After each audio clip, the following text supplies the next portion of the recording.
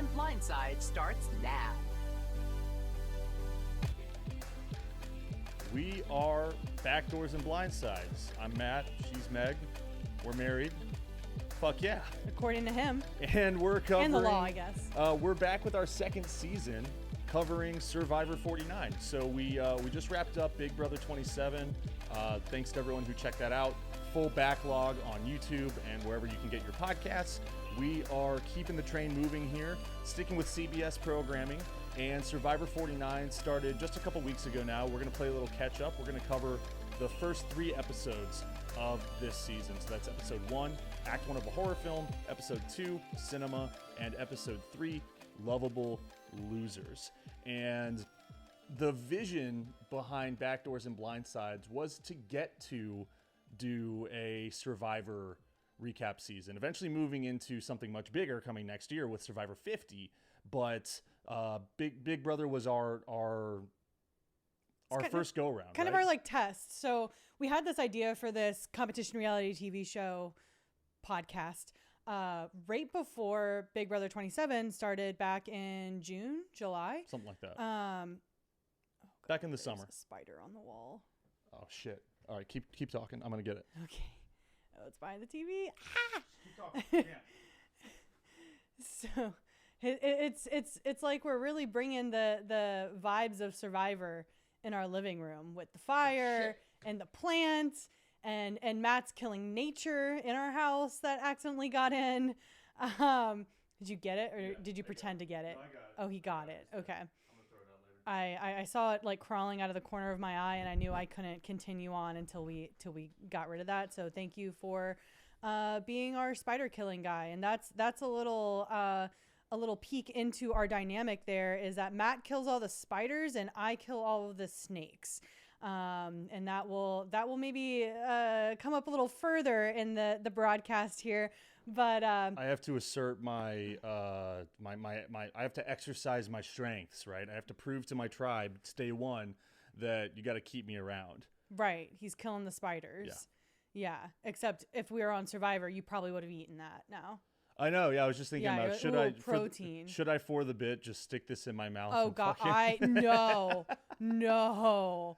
I would have been so upset, which maybe would have been good for the show. But anyways, we had this idea of a competition reality TV show podcast back right before Big Brother 27 started, and I have been a watcher of Big Brother, Survivor, Amazing Race, all of the Challenge, all of these shows, The Traitors, for years and years. I've seen pretty much every episode of every season of these shows. Now I was, 10, 5 or whatever sometimes when some of these earlier ones come out. So I've always wanted to do something related to my favorite shows. And then I wrote Matt in, we got married, and he now has to do all of my favorite things. That's which is talking about my favorite TV shows. I thought it was weird bringing up Survivor in your wedding vows, but it makes more sense now. I didn't bring up Survivor in my wedding vows. And I'm newer to Survivor, right? I was more on the Big Brother side of things, but I mean, it's just as good. It's a very different show. I think it's going to be easier to recap than Big Brother is, because Big Brother, we're really telling like 16 individual stories and how they play together, but it is much more team focused, at least on like the front half of Survivor. I think with Big Brother too is no one knows how it's going to end. Not even production. Like, we're watching it live. It's being filmed live. They might be not nailing some of the arcs of the people, but guess what? Survivor was filmed over, I would think, like a year ago. At this point, they always film multiple seasons at the same time in Fiji. That's so cool. Yeah, so Jeff is truly just like bouncing back and forth to different sets, different, season or different. Yeah, sets. Different seasons. Yeah, seasons, players, casts, whatever you want to call it. Yeah. That's so cool. It's so cool to learn about what like this area of Fiji has turned into, where it's just like Survivor world. Well, don't forget it's also Love Island world, because yeah. Love Island also films like on another island, and there have been reports from Survivor people that they're on their desolate island laying on their bamboo fucking structure and bugs are biting them and it's cold and maybe it's raining and it just sucks. And then across the way, they can see some light pollution coming from another island because Love Island has it blown up. They have, lights on lights and sound on sound and, this huge compound. And there have been reports that Survivor players have heard Love Island cast loud and rowdy from across the ocean, across the way. There's got to be zero love going now towards the Love Island people, right? Oh, if I was on Survivor, I'd be like, "Fuck you!" But also, like, you're on the cooler show. Like you can be. I guess you could be kind of resentful in the moment because, like, yeah, they have shelter, they have food, they have water. Well, not only do they have showers. shelter, food, and water, they have like good versions of all of that. Sure. Stuff. Oh, yeah, it's luxurious. Like Tyler's over there making me pancakes and waffles, and I'm complaining about his execution of those. It's different. It's like whole resort different vibe. life. Yeah, it's not just like suburban life, it's resort life. Right. On an island. But like also you're on the cooler show. Like you're on Survivor. You're fucking tough. Yeah, you're a badass. Yeah. And so like I would definitely probably be resentful in the moment when my stomach's growling, but you're always gonna be able to carry around the fact that you went on Survivor and people with also just you don't have brain damage like everyone on Love Island does, right? Yeah. So that's another thing. I mean, there's like you're using brain power, Strategy. you're using strength. Yeah. And I'm not saying that Survivor's better than Love Island. So I guess I am saying you are saying that. But I don't think there's any reason to be like super bitter if you're on that opposite cast on the Survivor side because you can brag about being on Survivor. I don't know if you can brag about being on Love Island. I mean, it's a different type of bragging. Yeah, it just turns into your brand, right? Like it's like a lot of these people use it as like a brand launch for them, where Survivor may or may not happen depending on how it plays out for them. But I will say, comparing shows, we're talking about how we just finished up with Big Brother 27 and now going into Survivor 49. The biggest difference between how I think I'll approach, recapping both shows is Big Brother. I could do it, and I think I could fucking crush it. You mean be on the show? Be on the show, yeah. Survivor, fuck that. I'm not a nature person. I don't do the outside. I'm an indoor girly. I like all of my amenities. I have not camped in my adult life. I'm not a hiking person. I don't want to go I'm just going to go walk around outside and be like, that's a pretty view and just walk back. Like, I don't fuck with any of that stuff. And there's a lot of people that do, and it brings them happiness. And I wish that for them. Like, please go out and enjoy the outdoors, enjoy the bug bites, but just don't invite me to do it with you. I like Thank that. you. Setting the expectation for this season of our podcast is like, we're going to be talking shit about a lot of people that are doing things that we're not capable of. Yeah. Oh, I'm not capable of any of this shit. But guess what? Every person who's ever hosted a podcast is a hypocrite. Now, varying levels of hypocrisy. I think we're on the lower side. Could be on the much higher side. But all of your favorite hosts are hypocrites one way or another. I think I can't remember the exact season. And this will be good. I know a lot of knowledge about things, but I can't identify where that knowledge is placed on the timeline. Because goldfish brain, right? I have a goldfish brain, and I joke that Matt is my external hard drive, and for any event that we've been to, any date that we've ever been on, all this stuff, Matt knows everything, and I always ask him, when did we do this? And he'll be able to tell me the year, the day of the week, the weather, the thing that I said before we ordered our food. Like, he knows it all. So apologies. But the season of Survivor that really did it for me, and particularly one moment of it that I decided I could never do this, is there was a season where a woman had a little teeny tiny inchworm, and the camera is catching it she's like relaxing in the shelter, and the camera's zooming in on her ear, and this little teeny tiny inchworm just starts going into her ear. What the fuck? And she can fucking hear it. She's like, I hear it digging around in there, and like I think it eventually came out. It wasn't like a medical evac or anything like that. Horrific. But I was like, maybe this show is not for me to go on ever. And I But hey, if CBS called me and said, I saw your amazing podcast and we want to have you on Survivor, you'd bet your ass I'd be sitting in the Fijian jungle. I mean, is it shitty to go on Survivor expecting to go home? Like, I just want to be on here for a couple days. No, I wouldn't. Oh, no, I wouldn't do that. Yeah. No, because again, I'm a very competitive person, henceforth the competition reality TV podcast. Sure. And my biggest mantra in life is that I don't do things I'm not good at.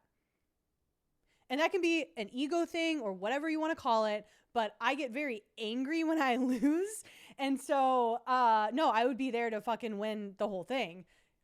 And I'd be doing it begrudgingly the whole time. Yeah, worms in your ears and your nose. Yeah, and your I fingernails, just, all that shit. Nope, could not be doing that. I do want to point out one other thing about this new season of Backdoors and Blindsides. New video setup. We have full-length video episodes on YouTube, so if you're listening to this in an audio format, check out the video episodes on YouTube. I've pivoted in our living room. I now have this beautiful fireplace behind me.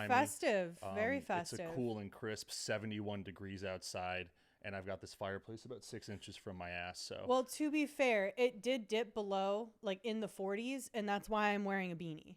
Yeah. Because the calendar says I can. It's October, and the weather said I can. So I don't care what the temperature is. Like right now, it's probably in the 70s, but it was in the 40s recently, and so beanie goes on.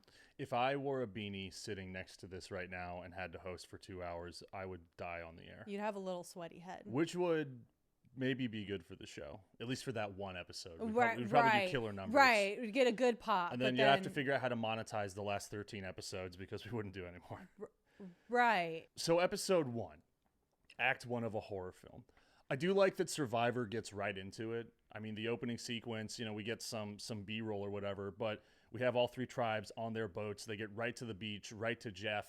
And after a quick couple of introductions, we don't even meet the entire cast. We're off into the very first supply challenge, which is sick because if you're watching for the first time, I think you get to the challenges before the first commercial break, or very soon after. So it's a great way to just get people roped in because I like the action just as much as the social part of this game. And so we meet our 3 tribes, and we'll get more into the concept of 3 tribes towards the end of this show. We have our yellow tribe, the Hina tribe. We have the red tribe, Uli, and we have the blue tribe known as Kella. And I'm going to stop you there because I had to listen to it like 8 times. In my notes that I was taking while we were watching, I spelled it like 6 different ways. They all had H's at one point. I thought that was like the theme. They all had like H names.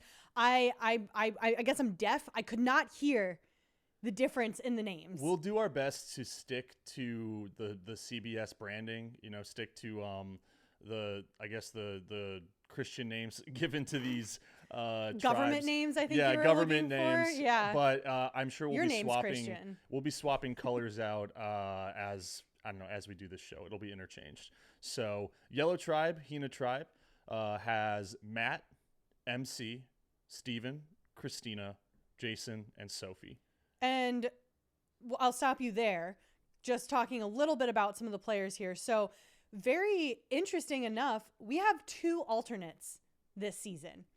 And Jason came out and he said, hey, I'm an alternate. I didn't know 12 hours before we were standing here that I was going to actually be here. And actually the second one is also on the same tribe, and that's MC. So we have 2 alternates. This has never happened on Survivor before. We've never had 2 alternates in the same season. We've had some alternates, just one here and there, but it's really interesting that we have 2 and that they're also on the same tribe. Is it unusual to announce that you're an alternate? Does that help you or hurt you? I really only saw it start to become a thing like within the last like few years. It's definitely like a new era thing, the alternates. And Survivor has alternates, just like pretty much any reality TV show does or competition show does, because someone could get sick right before the airing starts. Someone could have a family emergency. There are varying reasons why they bring alternates on, just basically insurance, right? To make sure that they have the cast numbers that they need. Yeah. These people are vetted. And the reason that we have the alternates this season is very interesting. So you get to Fiji as a cast member, right? You have the whole cast there. You have the alternates there. They call it Ponderosa, is the area in which kind of like HQ, right? Where Jeff stays, where the cast or the crew stays, where the cast stays before, they're riding on the boat to start their first challenge.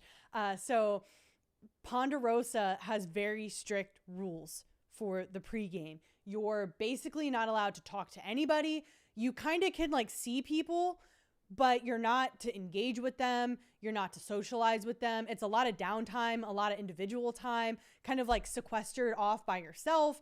And what was happening, it sounds like, is that these two people that were casted for Survivor 49, they were yapping too much. Oh shit! So they got kicked off? They broke the rules and got kicked off? They broke what, the like pre-game rules. The day before the show started? Yes. Wow. So they had been warned multiple times, hey, you're not allowed to talk to anyone. Stop socializing. Like, stop doing this, stop doing that. They kept doing it. And it sounds like Jeff was the one who pulled the plug on them. He said, you know what? They're done. They're out. Fucking get out of here. That's wild. Can you believe, like, those two people that did that? Like, you have a chance of a lifetime. And you pissed off Jeff Probst before the game even started. I mean, that's humiliating. That's like, you can't come back from that. How do you like live throughout the rest of your time being like, if this is the show that you always wanted to be on, and you got it. They said, yes, here you go. You are a cast member. Gift of a lifetime dropped in your lap. And you go, great. You are in Fiji. You're in Fiji. You're like, I'm going to be on Survivor in 24 hours. And you blow it for yourself like that. I'd probably never watch Survivor again. You'd have to find a new hobby, a new interest. Yeah. And so Jeff's words were blatant disrespect for the casting team. Wow. Was the reason that the alternates were swapped in. Yeah. Has that ever happened before? No, it has never happened. For blatant disrespect of the casting team and like talking around. It's always been, I think, like, a medical reason or a personal reason or, something along those lines is why the alternates get pulled in, but not for like kind of what sums up to being a shitty person is what it sounded like. Crazy. Yeah.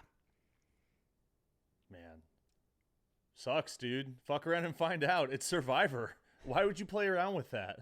Yeah, so Jeff said, quote, I cannot think of a time we have ever pulled somebody for violating our pregame rules policy of not talking to other players. So I'm guessing they were, just going around talking, and casting was like, hey, you can't be doing that. Production's like, you can't be doing that. And then maybe the entire game. Yeah, but maybe they like rebelled in a certain way, and that's where the blatant disrespect for the crew came in, right? Like, they've told you how many times now to shut the fuck up. Like, you and you're not it. Yeah, and you're like, oh, whatever, they can't touch me. And Jeff's like, no, we can touch you.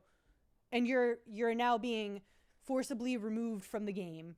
And our two alternates are coming in. So on the Hina tribe, it is, again, MC and Jason who got the opportunity of a lifetime. And jumping a little ahead with some of the tribe before you introduce them, but on the topic of alternates, is we have Sage from the Uli tribe, and we have Sophie IE from Hina. They were alternates for 47 and 48. So they were brought. Time coming. So they were brought to Fiji, and they weren't needed that season, but then casting brought them back again for 49 to be actual players. So like, that's got to be awesome. Is that like a reward thing? Like, if you show up often enough, they'll finally put you in. They'll call you up to the big leagues. Yeah. I mean, hey, if Survivor's like, yeah, you want to come to Fiji and be an alternate? Yeah, I will come meet Jeff Probst. I will come sit on Ponderosa for a few days. And if I'm not pulled, then I'm going to have myself a little Fijian vacation for the next week, So I would 100% do that. It also gives production and the casting crew more FaceTime with you as well. So, maybe there are some pre-game interviews. Maybe, you're able to, crack some jokes at them while they're, delivering your food or whatever. So I would 100% take that opportunity to be like, you're basically having a intimate moment to pitch yourself further to production. Well, and we're seeing like it works out for you. Yeah. These two, Jason and MC, like they expected, no one's going to get sick. Oh, 2 people are now being assholes. Now I'm in. Yeah. So yeah, you would take that. I think you would take that 100% of the time if you ever had any interest in being on Survivor. So Uli tribe is our red tribe. And that gives us Jawan, the previously mentioned Sage, Rizzo, Rizgod, Savannah, Nate, and Shannon. A lot of S names on this season. Yeah, and now that you've introduced the Red Uli tribe is when I will get into my first chief complaint of the season is we have a lot of women with S names and they all look the same. We have Sage and Shannon and Sophie from Henna. They're all kind of that dirty blonde brown kind of darker brown mixed into. I say that as someone who also has that same pretty similar hair color. And then, Savannah is also on that tribe. So all the women on that tribe, Sage, Savannah, Shannon, like say that 5 times fast. Like Savannah, Shannon, put those 2 on 2 different teams. And then we have again, jumping a little ahead here on who's on what tribe, we have 2 Sophies on top of that. So just some semantics and some naming and some sounds that are challenging for me when I'm trying to remember, when I can barely pronounce or remember or articulate the tribe names. Yeah, we'll have to work on what we want to call at least Sophie with an I and Sophie with an I, Sophie with an E. I mean, for now they're on different tribes, right? We've got Sophie on Kella and we've got Sophie on Henna. If they know what's good for them, they're going to keep them apart for the rest of the one needs to go before the merge because I can't have 2 Sophies. Well, that's also got to be confusing for voting. Yeah, right. Dude, can you imagine? Wait a second. Maybe they would give them the last name. Like this is Sophie M or Sophie L or whatever. Yeah, I would say this person gets blue marker, this person gets red marker. That's how you decide to write it down. That's true. I didn't even think of that. I mean, they definitely have to be on different tribes now, but in the future, that would be. I'd be interested to see that. Oh, I forgot to put an E at the end of this name, and now my ally went home. Well, because the one of the best parts about Survivor is looking at the spelling that all of these people have of these names, which you get some of the most ridiculous spelling. Is that like, isn't the conspiracy theory at Starbucks that they intentionally misspell your name so that you take a photo of it, you put it on Twitter or whatever and say, look at these assholes, they fucked up my name. Because it's like free advertising. Well, Grandpa, I'm not going to Twitter to post a photo. I probably go to Instagram first. Facebook, Tumblr, whatever. Tumblr. Do you think that people are writing... Would you intentionally misspell something? I would write it out phonetically. Megan with an I. Oh God, there's some bad ways that you can spell Megan, and I've seen a majority of them. So yeah, I would probably intentionally spell people's names wrong just for like a little laugh. Yeah, I think that it's become such like a bit online at this point that people lean into it, which is always fun. But while we're on Uli first, I do have a couple of first impressions. Okay. So Sage is giving me Carolyn vibes from a few seasons ago. Who she was on Traitors, one of the most recent seasons of Traitors. She was on that. She was a traitor.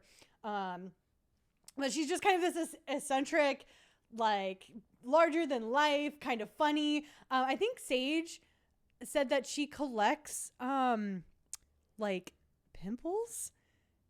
Did she specifically blackheads. She's also the one in that a jar. She was shitting off the back of the boat, like on the way to the beach, right? She has like a bladder problem. She has bowel problems too. You think she? No, I think she was peeing. I think she said she was peeing. I don't think she was shitting. But she did go on later to say that she was really interested in what they call the aqua dump. Are you familiar with the aqua dump? That's shitting in the ocean. Yeah, right? Shitting in the ocean. She wanted to know what what that was like. That's so what it is. She was curious. Yeah, she was curious of the aqua dump, but I think she was pissing off the side of the boat, which is fun. Hilarious. That's a good time. Yeah, she seems like a quirky girl. Hoot. A hoot. Yeah, whenever someone's a little eccentric like that, I always call them a hoot.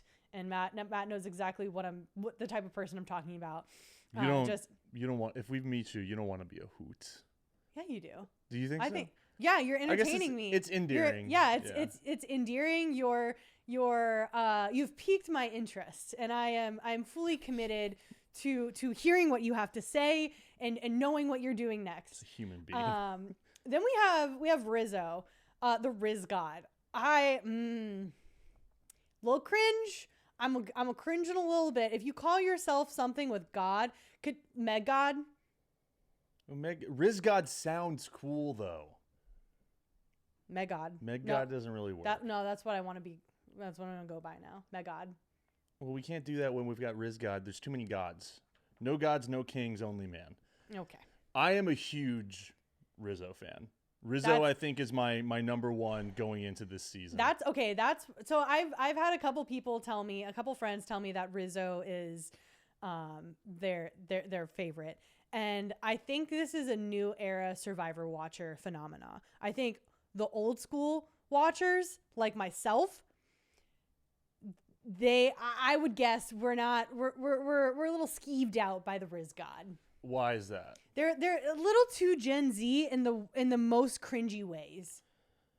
You don't like I mean, he kind of talks like a streamer, like just that like online TikToker type presence. Like, do you think that's what it is? You don't like that he's bringing like the online charisma into a very like down and dirty TV show? I think if you're giving yourself a nickname, that's a problem for me.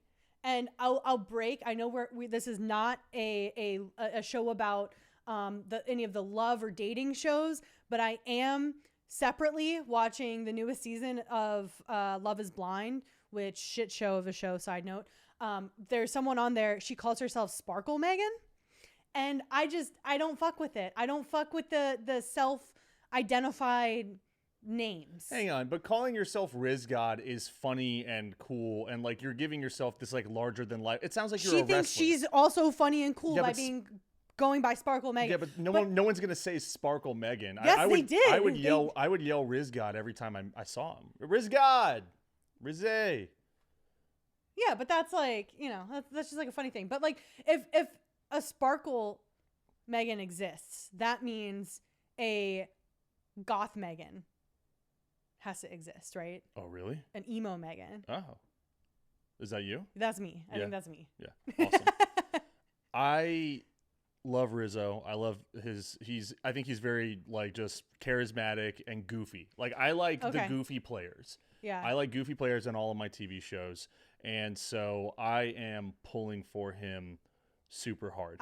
We'll see if it grows for me. But that's our first division so far in the season. Well, I would like to know in our DMs or comments or whatever, like how I guess you're talking about how this is like a generational gap in Survivor players and watchers. I would think so. And so if you're saying that old school Survivor players don't really fuck with this type of energy, I would like to know that. So well, I think watchers.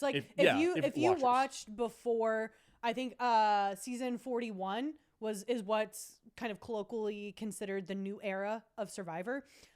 If you were an avid Survivor watcher before that time, and leading up to now, I'm wondering if you fuck with the Riz God or not. Yeah, let us know in the comments because that is intriguing. Because I guess technically I am a new generation. Yes, you watcher. I've only been in for the last couple of seasons. Right, and then the last one I want to make a note on in the Uli tribe is Savannah. She is the darker haired girl of the three women on that tribe with the S names. She is giving me mad Parvati vibes. Oh, okay. I saw some of her season. Yeah, Parvati is like one of the Survivor greats, one of the legends. She was in her initial season. She was this kind of cute petite girl who used her sex appeal to get what she wanted, to fucking backstab and blindside, to pull the rug out. She was super smart, is super smart. She knows how to manipulate, strategize. And that's kind of what I'm seeing in Savannah with the physique, but also like her mentality, right? She's the former news reporter, and she's not telling anyone about it, which I always laugh at. I'm like, okay, I'm a pediatrician, so I can't let people know that because they'll know that I'm good with talking to kids or whatever. Insert job title and then insert excuse why not to tell people. Well, she even said when they hit the beach, someone asked what she did. She goes, "Oh, I'm in marketing." So, I would be good because Also, I am in marketing and design. So at this point, anyone who goes on these shows and says that they're in marketing or they're a social media manager, I know you're fucking lying. That's true. Like we need to have better excuses. You need to go spend a week at a job site somewhere to really, it's like you're an actor learning. No, seriously, it's like you're an actor learning a role. You need to spend a week in one of these, places of employment.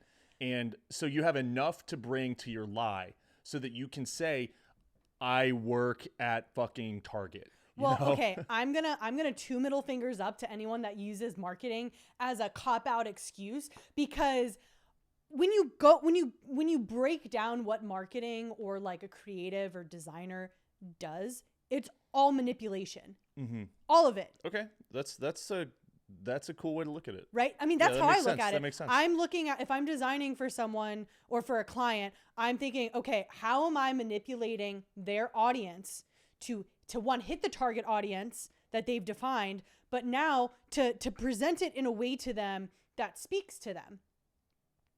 If I'm on the beaches of Fiji, I'm looking at each one of these people as a different key audience member.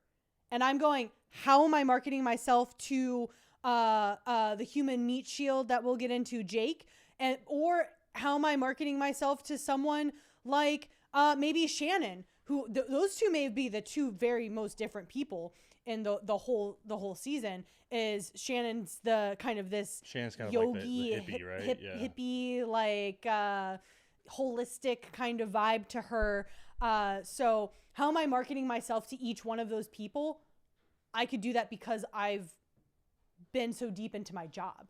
So what you're saying, you're in marketing because that's an easy cop out, because smart people aren't in marketing, because strategic people aren't in marketing. That's the whole point of marketing, is to be strategic and to manipulate and to speak to a target audience. So I don't fuck with that. Yeah, so eat shit, Savannah. No, I got strong first impressions off of her as well. I think there's someone like Rizzo who is sure he's loud and boisterous and charismatic, but I think he's being just like goofy, and it's like he's just like injecting his personality into situations where she comes in as a little more, I don't know if demanding is the right word, but it seems like she's trying to like push like the group into certain directions. Savannah? And yeah. And I always think that's trouble where is you it come in. because she's a woman, you find? Yeah, this is great. That you think it's demanding? Let's get us canceled before we've even recapped the first episode of Survivor 41. I prefer bossy. I can't say that a woman is bossy. Oh no, I know. Can't say that into the microphone. I know. I was joking. Yeah, I think that like anyone who kind of steps in and like day one is like, all right, everybody, like I'm gonna tell everyone what to do. I mean, we see that trouble with Annie on the Keller Tribe, right? And we'll get into that. Let's get into Keller Tribe. So the Keller Tribe is Annie, Alex, Sophie, Jake, Sophie with an I, Jake, and Jeremiah. Nicole. Right. I have notes from episode 2 here. So, whoops. So, this is, we'll say it now. Keller Tribe is our cursed tribe of the season. Yeah. And I guess we can get right into why that is, starting with the very first supply challenge, as everyone is fresh off the boat on the beach, ready to play for the next, 28 days? Something like that. Yeah. And so the way they start this off, they have, the big challenge set up, the pieces, the mats that they're standing on, where their tribes are. And then you get Jeff being like, all right, we're about to start. And he takes his foot and like drags it in the sand. It was like, this is the start line. I'm like, we couldn't have had some like big, long, fun branded Survivor mat as like the start, but we just have Jeff like scraping his foot down the sand line. Maybe they forgot it back at Patagonia. What's it called? Ponderosa. Yeah, Nope. maybe they just left it there. You can't go all the way back. So we get Jeff drawing the first line in the sand. People go on his mark and they run into the forest. They get these big, kind of heavy, awkward puzzle pieces. They have to run it back to the beach. They do that a few times. And then they have to swim out to boats and then bring the boats in by hand. Basically, they have to swim the boats to shore. Looked miserable. And then from there, I think you get like keys or something. You can start building your puzzle after right, and it's a cube. Yeah, the boat has been shored, I guess. Right. And then once you build the cube, you can climb it to the key is used to get the mallet, right? Right. And then you climb the cube to strike a bell. Whatever it is, 10 or 15. No, you have to get the thing off. There's like you have to use a stick to get right. Yeah. Yeah. Pain in the ass. Right. I will note though that MC, again, our alternate female of the season, she is the only woman to carry a cube by herself. Oh yeah? Like fully off the ground. She kind of picks that thing up and she goes. And I noticed that and I was like, hell yeah, MC. So she was a strong front runner for me personally, but then also a literal strong front runner in this challenge because she was hoisting these big, heavy pieces up by herself. Well, she's already demonstrated she's one of the best physical competitors of the season. Oh, and totally. I think she's a fitness trainer or something like that. So yeah, she crushes it. And we see, some of our bulkier players like Jake, right? Meat Shield Jake is a full. I mean, he's hauling ass. A full half mile ahead of everyone else. I think he has 6 pieces on just his back alone. It's pretty cool. But then we see the struggles already start to unfold with Kella, where like Annie goes with Jake and she just can't get the pieces back to the beach in time for because they weigh as much as her, I think. Yeah, they're huge. It looks like it sucks, and you're walking through sand. Yeah, so that's got to be the worst part about Survivor, is just the sand. So that's kind of what slows Kella down crevasses. from the jump. Is Annie can't get her pieces, and then we have our teams swimming out to bring their boats back in. The Hina tribe has a pretty impressive head start, and they take that lead all the way to the end. So Hina wins their what is it? It's a machete. It's flint. Is there anything else that comes with the pot? Yes, They got a pot, like a Dutch oven type thing, and then they can go to their camp, right? So this isn't immunity yet, but this is supplies to just get through. You can eat on day one, which is huge. You never have that true lack of nutrition. You can also build your shelter because you have a machete. Right. You can chop down bamboo. Right. You can do it all. And you've got to do it all, before nightfall. Right. So it's key to get it early instead of in the second challenge. But then we immediately jump to the second challenge, which is now between Uli tribe and Kella tribe. And they each send a volunteer to compete for the second round of supply challenge, which is, I think it's less, right? I think it's just a machete and flint. I don't think you get, it's whatever the smaller prize is, right? The second place prize. And Kella tribe sends Alex, and Uli tribe sends my boy, the Riz God. So would you volunteer to go? It's so tough. Any of these journey-based comps, right? No one really wants to, it seems like, because you don't want to be that guy to come back empty-handed. Well, you don't want to be the person that burns your team before you even know them. Yeah, that, and now you have 5 other people back at camp getting to know each other, making jokes, doing their intros. So you're missing all of that. You maybe, if you're crazy enough, are missing people looking for idols. You're kind of missing those first few moments back at camp as a group. you get to be the first point of paranoia in the whole season. Right. If, I don't you're like think this lone person. I don't think I'd volunteer. Yeah, it's not for the first one, because I know that they're most likely, because it is a supply attempt, it has nothing to do with an advantage. Yeah. So I can come back a hero for my tribe, which is like cool, but how long will that last if they don't, if they've already made bonds by the time I, was gone? I don't know. I don't think I volunteer for this one. I think I let someone else take that heat. So we get to this, sandbar aisle, whatever you want to call it, with Rizzo and Alex. And it's, to start, it's a puzzle challenge, right? And then... Well, no, it's an endurance challenge. Oh, that's right, because you have to get your pieces, right? Right. So your pieces are hidden in marked coconuts in this field of sandy coconuts. So you have to run back and forth, collecting these coconuts, dropping them at your station. And then once you have all your coconuts, you can start opening them, and that's where your puzzle pieces are. And the puzzle is a map to where the is it an anchor or something like that? It's a ship wheel. Yeah, a ship wheel. The wrong part of the ship that you're buried in the sand. Yeah. You have to attach that to a wooden post, and then you spin it to I think you're like raising a flag or something like that.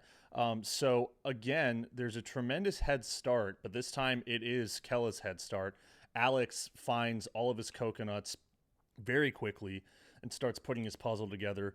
Rizzo is very far behind him, trying to find all of his coconuts, and then even like once he gets back with what he thinks are all of his coconuts, Alex already has his puzzle basically complete. Yeah. And we think that, he's got this in the bag. He's going to crush this kid because he's already out trying to dig for his ship wheel before Rizzo is really even like getting his puzzle together. Right. And even for a little bit there, like Rizzo hasn't unpacked all of his coconuts. Like there's one behind him that's just like unopened. It kills me that you get him once every season, a handful whatever it is, of someone not like taking a second being like, yes, these are all my pieces that I need for this. And he was like, I can't figure out my puzzle. It would help if you had all the pieces laid out in front of you. And here, step number one. And he did tell his tribe before, after he nominated himself and they shipped him away, he said, if it's a puzzle, we're cooked. Meaning they had no chance, and like that's not his strong suit. He can't do a puzzle. And listen, you can be bad at a puzzle, whatever, but the fact that you're not even just aware enough to see all of the pieces that you need, I'm just like, come on. Right. And right, they're cutting this to show, it's a landslide. Kella's going to get their supplies, and the Riz God's going to go home empty-handed and disappoint all of his older fellow tribe members. But here is where I think Alex is untruthful to the camera, to his tribe for the rest of this episode. Alex runs out and he thinks he knows where the ship wheel is. He can't find it. He's digging and digging. He starts digging in other places. He eventually says that he lost this challenge because he just wasn't digging deep enough. But what happened was the Riz God was never going to get this puzzle right. He admitted that he has that. He's not capable of figuring that out. He was fucking up with his coconuts, right? But what a line. He's fucking up with his coconuts. Before Alex runs out to start digging, he doesn't clear his puzzle. Why? You see it on the challenge very often where people, there's 20 of them completing the same puzzle. They get the green light from production that they've completed it, and they're karate chopping, they're kicking, they're ripping it off the table and throwing it away, like making sure that no one can copy it.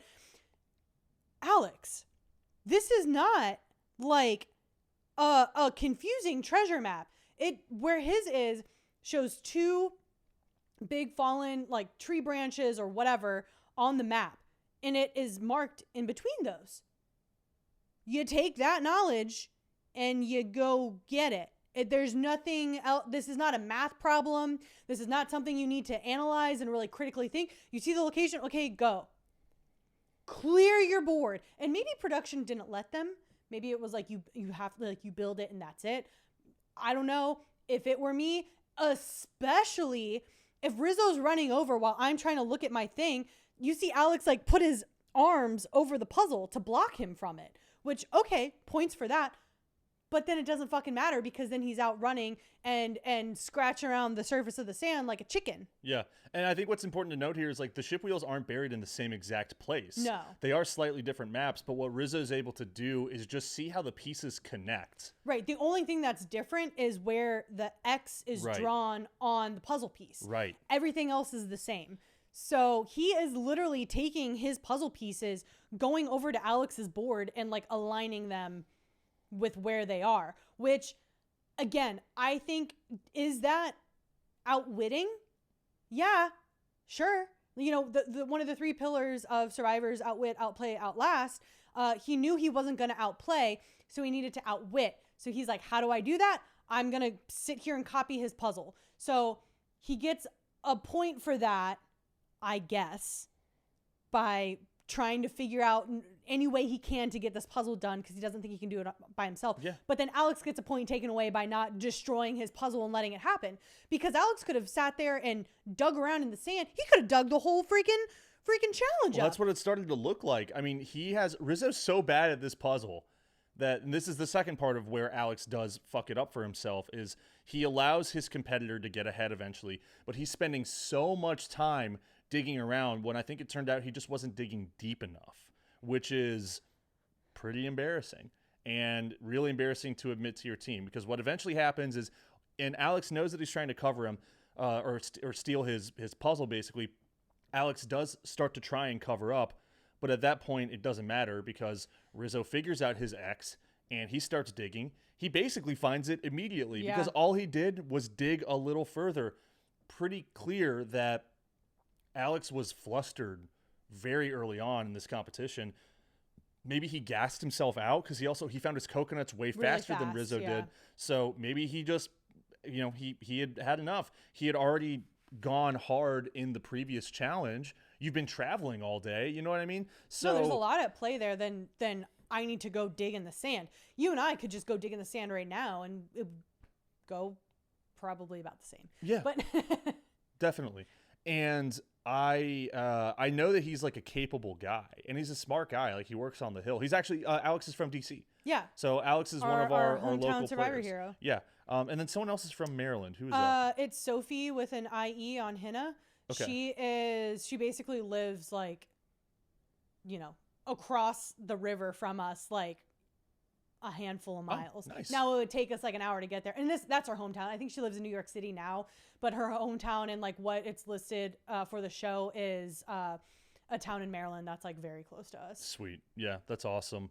And so Alex screws the pooch. Riz God finds his ship wheel and raises his flag. I prefer shit the bed. Yeah. Yeah, he really just shit the bed with that one. And so I got to say, it is awesome watching them all, because when Rizzo's going back to the Uli tribe on the boat, you can kind of tell that none of them have any faith in him, which I mean is kind of fair because he's getting in the boat after volunteering and then saying there's a 50-50 chance that this is fucked, right? And so I think Shannon asked someone, I think it was Shannon, she was like, what does that mean? He said we're cooked if it's a puzzle. I'm like, oh yeah, that means like you're fucked. You're fucked if it's they don't know what he meant when he left. That's so funny. Yeah, or at least she didn't. So huge victory moment for the Riz God. He's crying. He's saying this win is like the best day of his life and whatever. And like, okay, this is where I'm gonna pause for a second, and I think our opinions are gonna differentiate a little bit here. Is yes, he did outwit by being scrappy and getting that puzzle done no matter what means necessary, right? It wasn't beneath him to cheat, right? There are no rules against cheating, but he did cheat. And the only reason that he succeeded was because he copied Alex's puzzle verbatim. Yeah. So for me, I'm like, how much credit can you really take? I don't think it matters for getting credit in this very first it challenge. doesn't, You but brought he's Flint and a acting- machete. Yeah, but he is acting like he hiked up this big ass mountain by himself, and he carried all this weight, and he solved the most strategic puzzle, and he came down, and it was raining, and there was hellfire and lightning in the back, and he emerged victorious. And I'm like, bro, you cheated on a puzzle and you dug a little faster than the guy. So like, But I also think this is post this whatever, you know, that interview with him is, or confessional. Is it a confessional? yeah. Like, that's after he is getting the hero's welcome coming home. So you That's have to true. put yourself in his shoes. Like, he's, I think, substantially younger than most of the people on Uli. And Uli, like among, you know, you got guys like Nate. Like, Nate's a little older. He talks about how he feels like he is kind of on the outs for that reason. You know, you've got all of these people who you probably realize are doubting you because you are the youngest player, or because I think it's an underdog story, right? yeah. So But I think it's an underdog story that is rooted in just cheating and taking advantage of someone else's clearly more smarts. But than he you. also dug further than No, he did. than Alex did. That's right? why I'm struggling with the Riz God. That's why I'm struggling, because I see both sides of it. I see what you're saying. He's like, so with, he's like at like net zero is what you're saying. yeah, and that's why I'm like, I that's why I'm not necessarily like a fan at this point in time, but I'm not necessarily like rooting against him by any means either. I just like don't think he should be getting as much praise as he is. Obviously from his tribe, yes, but I think like from viewership is my perspective. So Alex has to go back to Tribe Kella. Tail between his legs. Yes, head between his knees, just defeated, and admit, I lost to the Head Riz between God. his knees. Yeah, you know, like you're hanging your head, Oh. right? I thought you were like throwing up or something. No, well No, that's Nicole Nicole. later. So he has to admit, yeah, I lost to the Riz God. I wasn't digging deep enough in the sand. Pretty defeating. And But like at the same time, like I don't think Alex should feel any type of way about that. Like, yes, he shit the bed during that challenge, but like no one can specifically blame him for not getting the supplies, because the team just had a whole ass challenge. They had 2 opportunities to get the supplies. So like it's a whole team loss effort. Like, people Yeah. can't be mad at him for not coming home with the win. yeah, no, I mean they like I said, cursed tribe. They kind of fucked up everywhere, right? Yeah. And you see Jake hop off the boat, and you think he's going to carry them, but you can't play for 6 people, not at this stage in the game, right? Not when it is 6v6. We're not having sit-outs or anything like that. Right. So they are hungry, they're cold, they are unsheltered, right? Tired. They probably have been in interviews a lot. Yeah. This is a new experience. There's cameras around. They've never been on reality TV show before. Like it's all the things, all of the emotions. So we start to see a group of 4 build. And it actually does include the person who failed in the second challenge. It's Alex and Jake, because they hit it off right away. They're like, they say bromance, right? They're both like in pretty good shape, and they just seem to vibe. It's Alex and Jake, Sophie with an I, and then they bring in Jeremiah. Right. And that's their 4. And to make it clear too, Jake was talking to Sophie while Alex was out in Right. the second attempt at the supplies. And Jake said, I don't know what it is, but like we were broing out, Alex and I. So like, I want to bring, you know, I feel good with you, Sophie, and I want to bring, you know, you and I are tight, and like, let's get Alex in. Okay, that's 3. We need a majority. Who's the 4th? Basically holding auditions between Annie, Nicole, and Jeremiah. Yeah. And they bring Jeremiah in as the 4th. And I think that's a really important distinction, because he truly is, in the pecking order, 4th in that Yeah. alliance. And then you have Alex and Sophie kind of battling for Daddy Jake's love. Yeah. Who's the favorite child of the 2 of them. Yeah. And Sophie even says Jake is the exact person who she wanted to be on a tribe with, who she wanted to be aligned with in the game of Survivor, because she wanted her, in her words, her human meat shield. Yeah. Which was Jake. Yeah, and she kind of plays into like a sibling dynamic pretty quickly with them. She calls him her older brother and stuff like that. And I when she said human meat shield, I pictured what was it? Lady Gaga from the VMAs from like a decade ago or yeah. whatever, where she was literally wearing like meat. She was draped in meat. Yeah. That's what I pictured when she said that. But that's not, I don't think how she was thinking about it. That's she so was awesome. thinking muscles. I think that was the same year that she had to share the stage with Eminem, and he looked like he was going to shit his pants. He was so scared of her because she was in that But she's dress. probably fucking smelly. She was probably smelly over there with all of her literal rotting meaty flesh on her body. But yeah, Jake is Sophie's meat shield. He is also a soon-to-be dad. He tells us that too. Yeah, he says that he's potentially missing the birth of his kid to be on Survivor. No, he says he is missing the birth of his kid. Yeah, his wife's going to give birth any day now. While he's there in Fiji.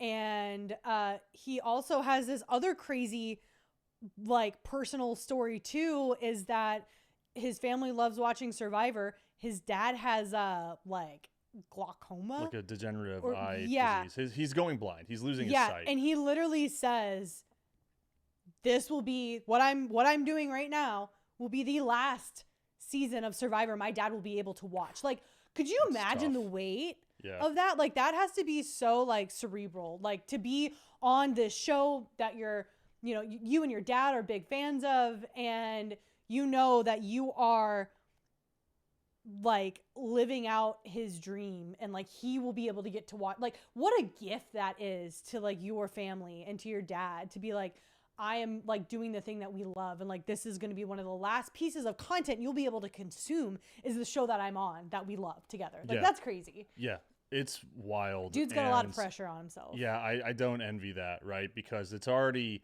like a very psychologically, I mean, physically intense, but also just like it's an emotionally intense game. It really fucks with your head. And so to have that pressure from home weighing on you, it's got to be hard. He's a very interesting guy. Because we get, his wife's giving birth to their son while he's there. His dad is this will be the last season that he watches because of his degenerative eye disease, and like, these very like interpersonal things. But then he's also like a Magic Mike dancer. I think he's a retired Chippendale. I don't think he's still working. Right. But is that what happens? He's from Canada. I know. Yeah, that. But is that what happens? Like, you are a male dancer entertainer, and like when you leave, like when you leave, they take one nipple piercing from you, but you get to keep one just to like show that you were a part of the community at one point. You get the one in case you want to ever come back. Right. So you only have to get the other one done right. again. I think that's what it is. I would have lost the second nipple piercing. I would have stayed symmetrical if I were Jake. Yeah. Keep them both or ditch them both. Yeah. And you can say that because you're a man. Yes. And an expert on men's nipple piercings. You have 0 nipple piercings. So that doesn't mean that I'm not an expert. So and that's why you're backdoor and I'm blindside. Fuck. So we get into, well, actually one more thing about Kela Tribe before we go to the immunity challenge. Yeah. They don't have their flint, they don't have their machete. Jake decides that he is going to be a little prankster, and he deems himself the Shoe Bandit. Which, to be fair, the OG Shoe Bandit, again, from my old school Survivor days, that would be Rupert. And that's like a legendary thing. Yeah. Rupert, he, like early on, he took all of his team's shoes and threw it in the water. And that was to like fuck with them, yes, right? He was being malicious about it. Yeah, he was like, I'm going to ruin your guys' game. Yeah. This is him just being like a little, he's a little playful. But I guess he decides to hide Nicole's shoe because for I guess if we watched this episode twice, so you can play it back, you can decide like who is most at fault for Kela losing the first competition. But everyone's eye seems to be on Nicole as like the one who fucked things up. Mm-hmm. And so Jake decides he's going to hide one of her shoes. I'm just going to put it like over here by a tree where the other one's over here by our he doesn't like or bury it in the ground for it to never be found again. Yes. Like it is kind of like this harmless prank. But I will say, you have someone, obviously he doesn't know this at this point, calling him a human meat shield. But he should already know. His physique is huge. He was in the first supply challenge. He is like hitting the the sand. Like, he is the first one back. He's carrying all these pieces by himself. Like, he is this huge physical threat. So now you're going to go be a little bitch to your tribe, and you're going to put potentially that target on your back too? Yeah. Dude, no. I think he brought in like the idea that I am too good to be voted out. Yes. Right? Like I am going to carry this team. They all have to know that, so there's no way that I'm going to be a target day one. Right. Which, I mean, it could go either way, which is why it could be that, they're going to keep me around because I am going to take us far, or they're going to tank me right away because they don't want to be threatened by me when we get to the merger. And that's why you got the merge. That's why you two companies. It's the merge on Survivor. No, have to be on your best behavior. Day yes, one. Absolutely. It's like we just talked about the first few days. We just covered Big Brother 27, Showergate. Now that kind of bit us on the ass by the end of the season because Ashley won, but the principle is still there. Be on good behavior these first couple of days. Don't make too much noise. You smile. Everything that everyone says is funny. Yeah. I like you. You like me. We're having a good time. I'm being super fake and over the top with you. You're my number one. Let's work together. Right. I'm not going to be hiding people's shoes. Now, if you're pissing me off, I might be hiding your shoe. I might be hiding your shit. I might be going through your bag looking to see if you have an idol. But at this point in the game, you're just trying to make as few waves as possible. So I would tread carefully if I were Jake, but because he has all the shoes, so he can tread. Right. So we move on to the immunity challenge, which is a bitch and a half of a comp from what I could see, right? Because we're crawling through mud, we're trying to get through ropes. We've got this. How heavy is the fucking snake? I think it's 200 pounds. Yeah, they said. You got to get this gigantic. Stuffed. It looks like a giant stuffed animal. It looks longer than like a car. Yeah. Right. Like this thing is huge. And I think you're working in pairs. Right. And you have to run off into you go through a rope like maze, go into the jungle. You have to go under like mud or something too, and then you have to untie this big snake from its like kind of suspended on ropes, and then you have to take it back with your partner back through the. What was that? Was that glass? Yeah, glass on glass. Glass on glass. Glass on glass. That's a great idea. I was just getting excited and I was flailing my arms for the first immunity challenge. I'm sure that's going to be awesome in headphones. Yeah, sorry about that for you later. So you have to take this giant ass fucking snake and pull it back through the whole goddamn course. And you're muddy and you're tired and it's heavy. And then you have to get it back and like set it in like a, they call it like a cradle. Right. And again, right off the bat, Hina and Uli look pretty strong. They've got their pairs figured out. You're normally deciding on your pairs, right, as a team. The challenge gets explained to you, and then he says usually like, I'll give you a minute to strategize. So that means you're sitting with your team being like, oh, yeah, like I'm good at the puzzle, or I can run, or I can do this. And so you're trying to figure out who's being placed in what position. But the whole like setup of this challenge, you have to get the snake, and then you have to dock it. And I really think this is what our Roomba goes through every single morning while we're asleep, and just it's trying to cleaning get through our all floors. the shit. Yeah, trying to get through all the shit, and then it has to redock itself, and that's always a struggle. It can never. It's always getting stuck somewhere, and it's kind of it has to redock itself. And yeah, I think that's kind of what I think we were watching. A manifestation of what our Roomba's worst nightmares, if you will. But you are, like we mentioned earlier, not a fan of snakes. No. Could you watch this challenge? Well, yeah, because it's fucking fake snakes. So Matt's a big movie guy, big movie buff here. He's seen them all thousands and thousands and millions of movies that there are. He's seen every single one of them. All of them with snakes. He cannot watch the screen. I do shut my eyes during Raiders of the Lost Ark. Yep. It's maybe one of my more embarrassing traits, but no, I don't fuck with it. Growing up, my family told me that it was biblical, that I had an aversion to snakes because I had an aversion to the devil. I don't think that's the case, but I've never really been able to figure out why I'm so scared of them. I did kill one the other day. Wow. In the yard. I'm very proud of with the you, weed whacker. Oh. Yeah, I tore that fucker up. He was itty bitty pieces by the end of it. No. He wasn't very big. And It to was be a fair, baby we have dogs, so Yeah. the whole thing is we do not want our babies to get a little bite or anything like Yeah, that. So yeah. it's not out of Matt's Yeah. complete fear and hatred for them that they get. That snake dead as shit Yeah. after I came at it with the We've Ryobi. got a handful of them since Yeah. moving here. Yeah, we live by like a park and a river, so we get critters. Yeah. But I will kill again. That's a man. promise. That's a promise.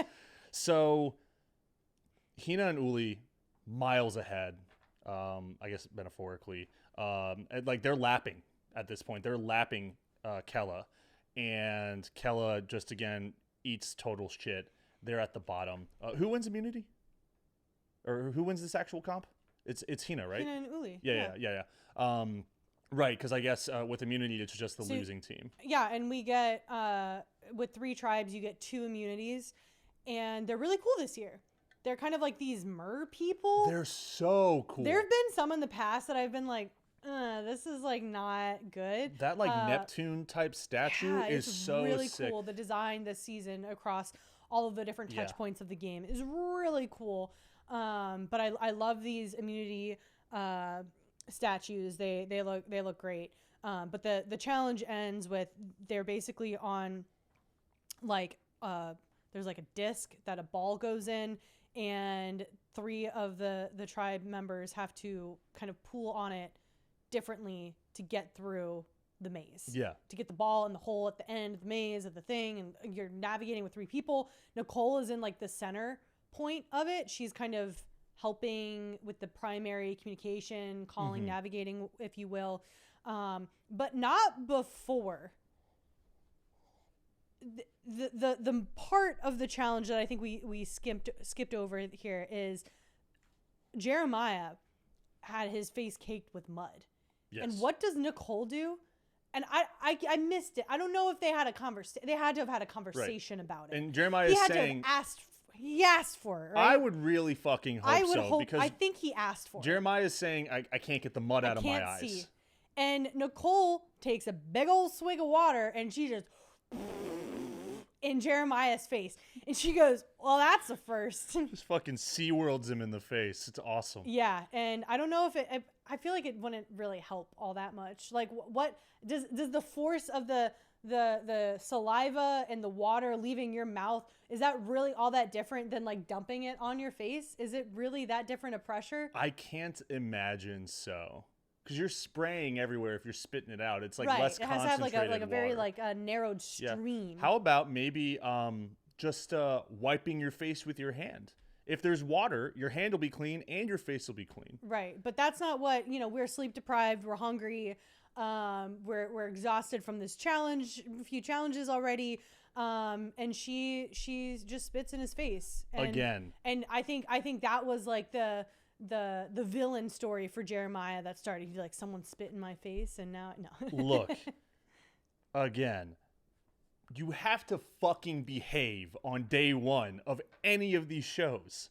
Spitting in your teammate's face, whether you think you're being helpful or not, I don't classify that as good behavior. He did ask for it though, right? He had to have. We don't see or him. Do you think she's like, hey, let me spit in your face? And he's like, oh, yeah, sure. No way. She said, hang on, I got this, and just went for it. I need to see. I don't know. I'll have to watch that one back. I need to see. Maybe it's on the cutting room floor. A discussion about this happening. You want the full, yeah, okay. Because maybe it's cool. Maybe it's fine.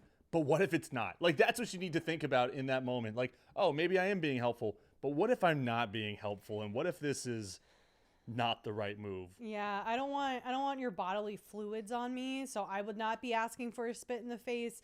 Like, if I got stung by a jellyfish, I'd rather you not pee on me either. I'll fucking die from the poison. Just leave me be. I'll have muddy eye holes. Like, I'm okay. A lot of expelling from Nicole. Yeah. On this episode. And they ultimately they lose this challenge. They lose. They're 0-3. Kella, you're going to tribal tonight. Yeah. Which is always it's a bad beat to be tribal day 1. Like, you kind of know it's going to look grim. The next day is already going to look grim. Like, you're just you're starting off the game in a really shitty situation, and especially Kella, because they don't have their supplies and they're going to be down a team member. They've already got to figure out, who they're going to vote out. And we get the four kind of together again back at camp. Alex, Sophie, Jake, and Jeremiah. And we see Annie is on the outs. She is not going with the group to look for firewood. She's just kind of fucking around by herself. It's stated, by multiple players just in this episode, like you don't want to be by yourself on Survivor. Right, if you're because by you're yourself, looking for an idol. Yeah, you're looking for an idol. You're looking for an advantage. You're waiting for something to happen, or you already have one and you don't feel the need to go out there. Either way, or like you're staying at camp to protect something, right? So it's a bad look. And then Nicole is trying to work with some of the team members, but at this point, like they're not hiding the fact that they've blamed her for some of like the losses here. You mentioned earlier, like, do we keep the big meat shield in? Do we take him out? You're kind of just trying to get through the first few challenges. So a lot of times you'll see tribes default the same way that Kella did, the blue tribe, is who's the weakest? Because tribe strength, you see them preach it. Got to keep the tribe strong, got to keep the tribe. So yeah, Jake is going to advocate for keeping the tribe strong because he is the strength of the tribe. Yeah. So his natural move is to get out the weak, because if he doesn't, that undermines his own game. And I have some notes about that. I think the way that he, we'll get to it when we get to tribal. I have issue with the way that he speaks about that type of thing. I think we already kind of like talked about the entry of all of the tribes and like some of our thoughts about them, but I think we just go right into tribal now. Before we get into tribal, I want to point out again the expelling from Nicole. Kind of out of nowhere, Nicole just whips around and starts spewing. Like she just starts throwing up. I think I'm gonna throw up. It's awesome, and they don't blur it out. Like, no. It's so awesome. It's so unexpected. I think both of us, like, it happened so fast that, like, both of us on the couch go, ah! Like, it was amazing. Come on, man. The worst challenges in any show, whether it's Survivor or The Challenge or whatever, is the food eating days, because it's never anything, like, normal. No, it's like disgusting. all this, like, disgusting shit. And then they're always yakking. And, like, in The Challenge, they'll put a fucking GoPro at the bottom of the bucket.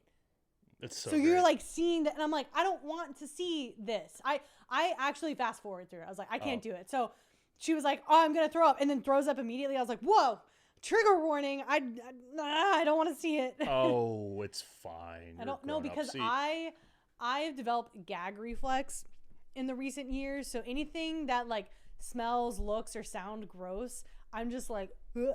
But it was a lot of liquid. It wasn't like she a lot hasn't of water. Eaten in a few, she looked well hydrated. Yeah, she was very hydrated, but it was very loose, so I appreciated that. Loose. Well, what else? Loose vomit. Like wet? Like transparent? I don't. Survivor is going to be a grosser show to recap. I'm really excited about that. Yeah, probably. Look, I grew up on Jackass, so like vomiting is funny. It's always going to be funny. No. And I popped big for this. But yes, after Nicole cleans up. So Nicole comes in here like just a bull in a china shop. She falls down trying to cut over a tree. Oh yeah, she eats shit. She eats shit. She gets her shoe stolen. She spits in someone's face and she vomits. Yeah.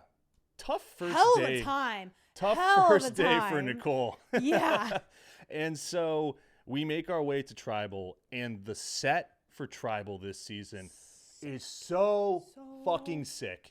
It's a pirate shipwreck.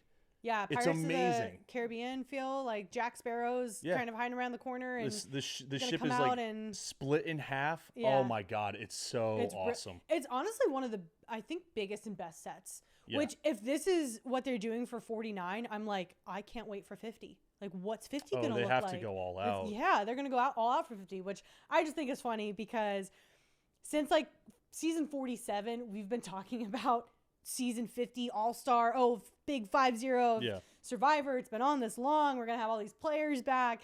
And I've always felt bad for season 48 and season 49 because it's just kind of like they're the openers. Yeah, it's kind of like, all right, let's get through this. We'll speed through this, but the whole time we're talking about 50 and how great 50 is going to be. That's what it is. Yeah, they're the openers for the headliner. Yeah, and they're kind of getting that treatment. But we get to Tribal, and what's been going on at camp was that like they want Nicole out. They being the group of 4.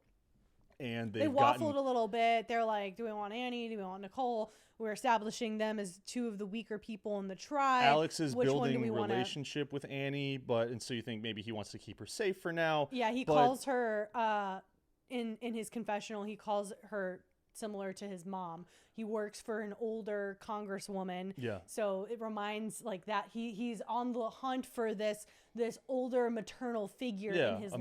Mentor. And she like before, because he was almost going to tell her that, and she quips, she cuts him off, and she's like, if you tell me that I remind you of your mom, like I don't want to hear it. That's so funny. And he was like, no. And then he like cuts his confessional like, yeah, she reminds me of my mom. I'm like, I don't know. She's in a band. Don't forget, she's in a band. Yeah, she's cool. She's got the pink hair. She's kind of offbeat a little bit. Yeah.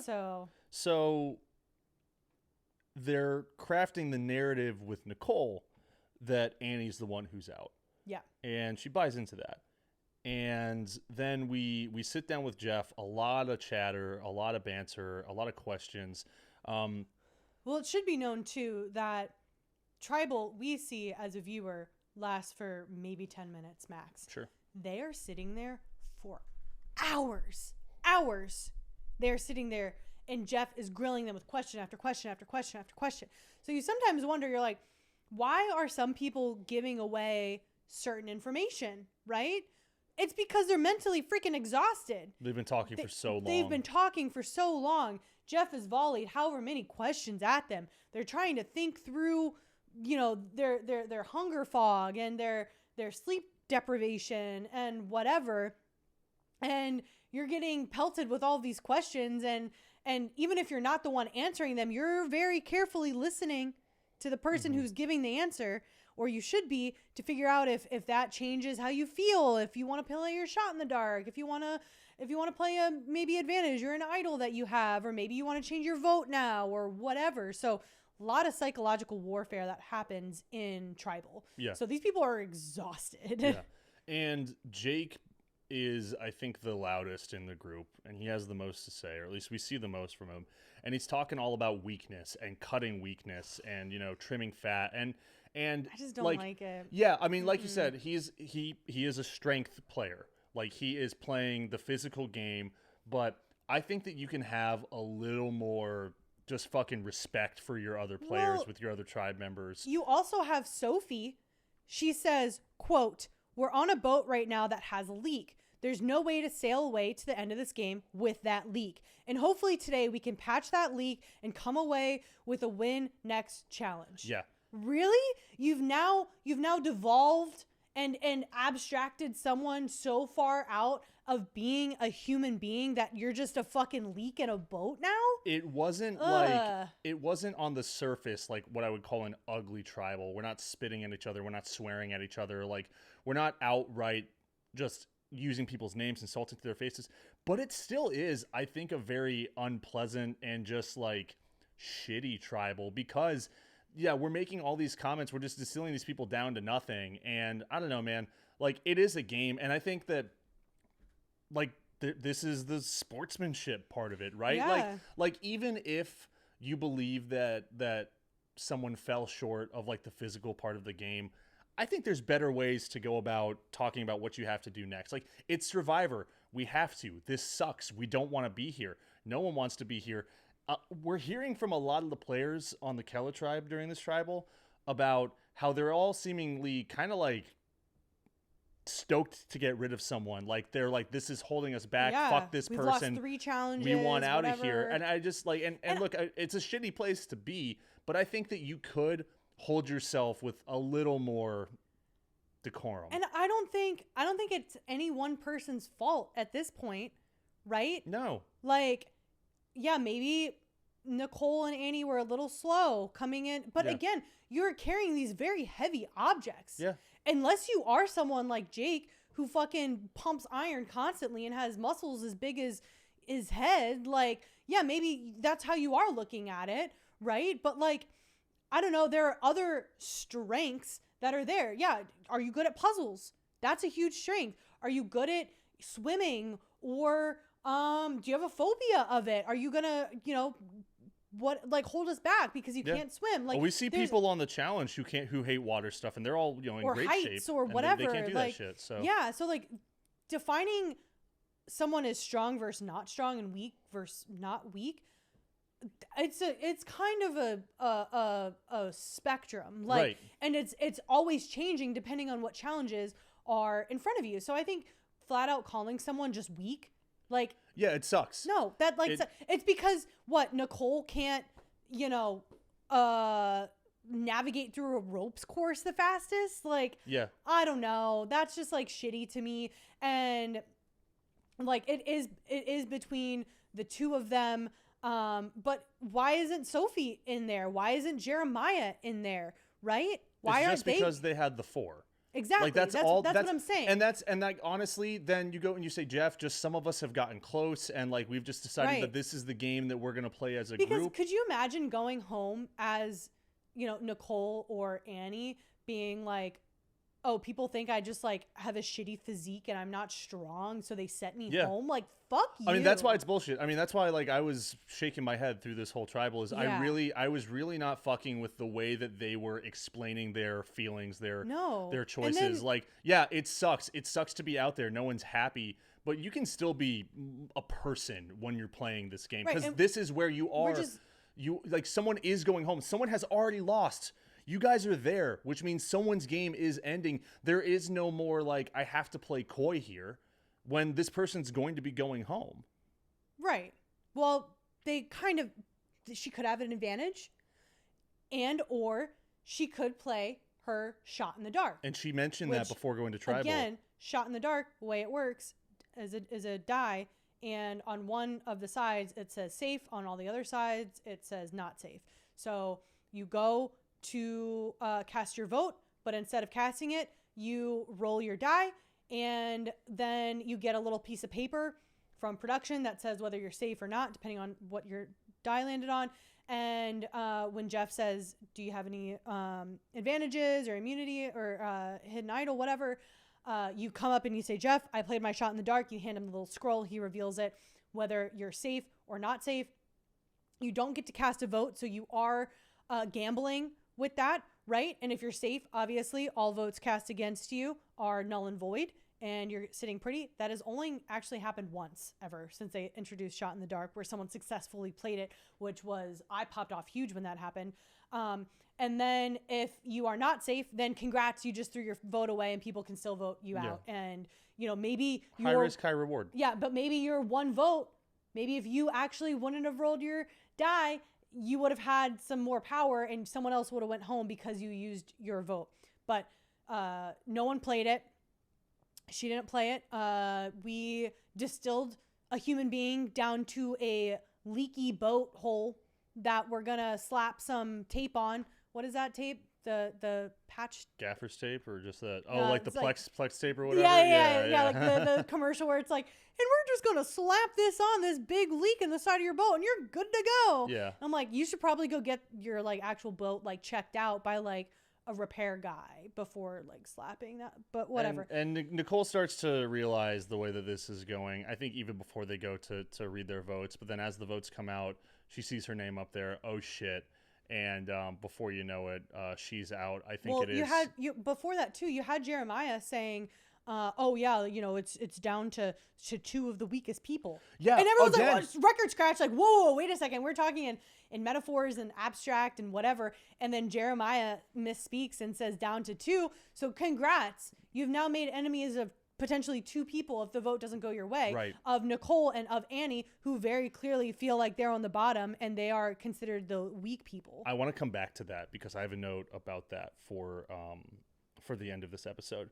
But Nicole is the one who is sent home 5-1, right? Yep. I mean, unanimous. Yeah. obviously, except for herself, she's not going to vote for herself. I think she voted for Annie. Yeah. Yeah. And so unanimous vote. You have Jeremiah spelling the worst way you could spell Nicole. He spelled it Nickole. Nick Cole. Yeah, I think you got to be doing a bit. That's just, I've never even seen that before. Yeah. Come on. He's a travel agent. He works with people's names all the time. He's got clients. That's fair. So, farewell to Nicole. And she had one hell of a time. I know. She had one hell of a time. God, they did her so dirty. She did a lot in one episode. She spitting in someone's face would have been enough for a whole season, but like then you threw up and then you fell over and you had your shoes stolen, and I'm just like, girl. Oh. You know what? I do want to mention that really quickly. Like, I'm sorry, Jake. You can't be like fucking with people like that and then turn back around and be like, well, they're the weakest player. Yeah, because, fuck that. No, like now you're just, guess what, dude? Now you're a bully. Like you're not just a prank. You're a bully. You're being mean. Yeah, you you're are being targeting a shithead. someone. It's not like he's like, oh yeah, Alex is my best buddy. I'm gonna do a little joke on him and hide his shoe and like we're gonna have a good laugh about it. No, he's being like, what starts is like, I'm a shoe bandit. No, now you're like targeting someone who you think is weaker than you, less than you, is just considered this leaky hole in a boat that you're just gonna patch up. Like, fuck you for that mentality. That's villain behavior. So you need to play like a villain if you're gonna do that. You can't be walking through here saying that you're the hero of the tribe, that you're the leader, the big brother or whatever, and then also be playing that other asshole to other people. Yeah, fuck that. But Nicole goes home. You know, she gets her torch snuffed, and I want to go back to what you said about Jeremiah pointing out, accidentally letting it slip that they were between two people, because it's so clear to everyone, because and we say, you know, Jeremiah is on the outs of the four, so there's no one else that he could be talking about besides Annie.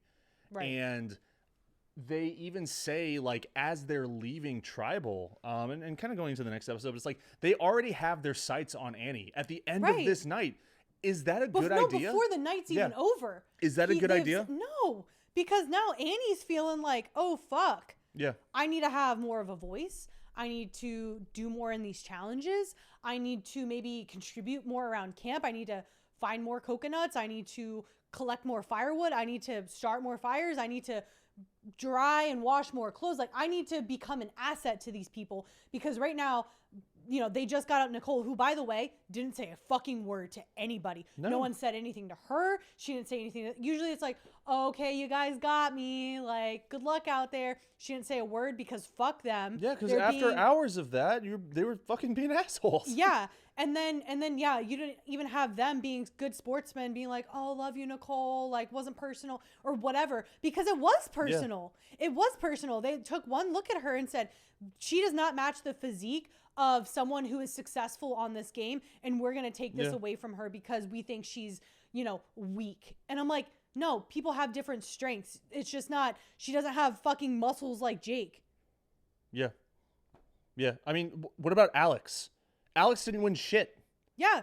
If anything, he was again, we said earlier at the start, he shouldn't have been blamed for losing. But if you do want to blame someone for being weak, then like, okay, Alex, you didn't do the puzzle. You didn't dig fast enough. You didn't get the cook. You know, we weren't there to watch you do it. But like, you weren't good enough in that performance and you singled yourself out. I think everyone was just very willing to let Jake come in and run the game. Yeah. Which is different. Like, human meat shield, right? You can have him around to win comps, but he also doesn't have to be in charge, because now you are putting all of the power on one person because he's got the physique. Mm-hmm. And now he's making decisions for all of us. There's no room for anyone else in the conversation. I think that I look, is there like, does it make sense that they voted Nicole? Sure. Like, she wasn't having a very good day with a lot of them on the social side. But I think that Alex could have been in the conversation. I think that Nicole could have worked with... Now, I mean, she didn't see it coming. Like, she thought that they were going to do Annie. Yeah. But you realize, okay, I can work with Annie. Maybe I can get Sophie. We can do, like, a women thing going on here. And we can maybe get Alex out. We can convince Jake otherwise, right? Like, that's the dead weight. I don't think that ever would have worked. I think he was real steadfast in both Alex and Sophie. Really, their only hope was, I think, if Nicole and Annie teamed up together, being like, I'm hearing your name. Oh, what? I'm hearing your name. okay, it's going to be one of us because they're lying to one of us for us to write each other's name down. Yeah. So instead of doing that, let's vote together. Who do we need? Okay, Jake's super close with Sophie and Alex. Okay, let's pull in Jeremiah. Let's try to go to rocks, because if there's a tie, then we get a revote, and then, you know, people start to scramble from there, right? So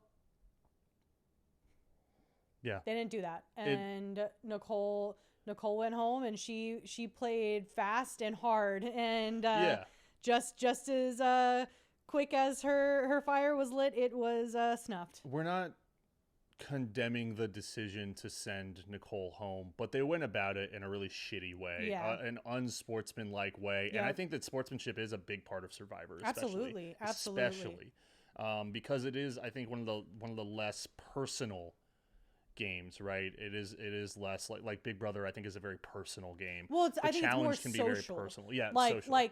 Big Brother is way more social, way more social. Survivor is too, yeah.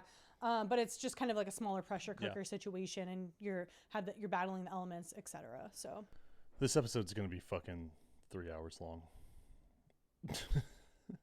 Episode 2 of Survivor 49, Cinema.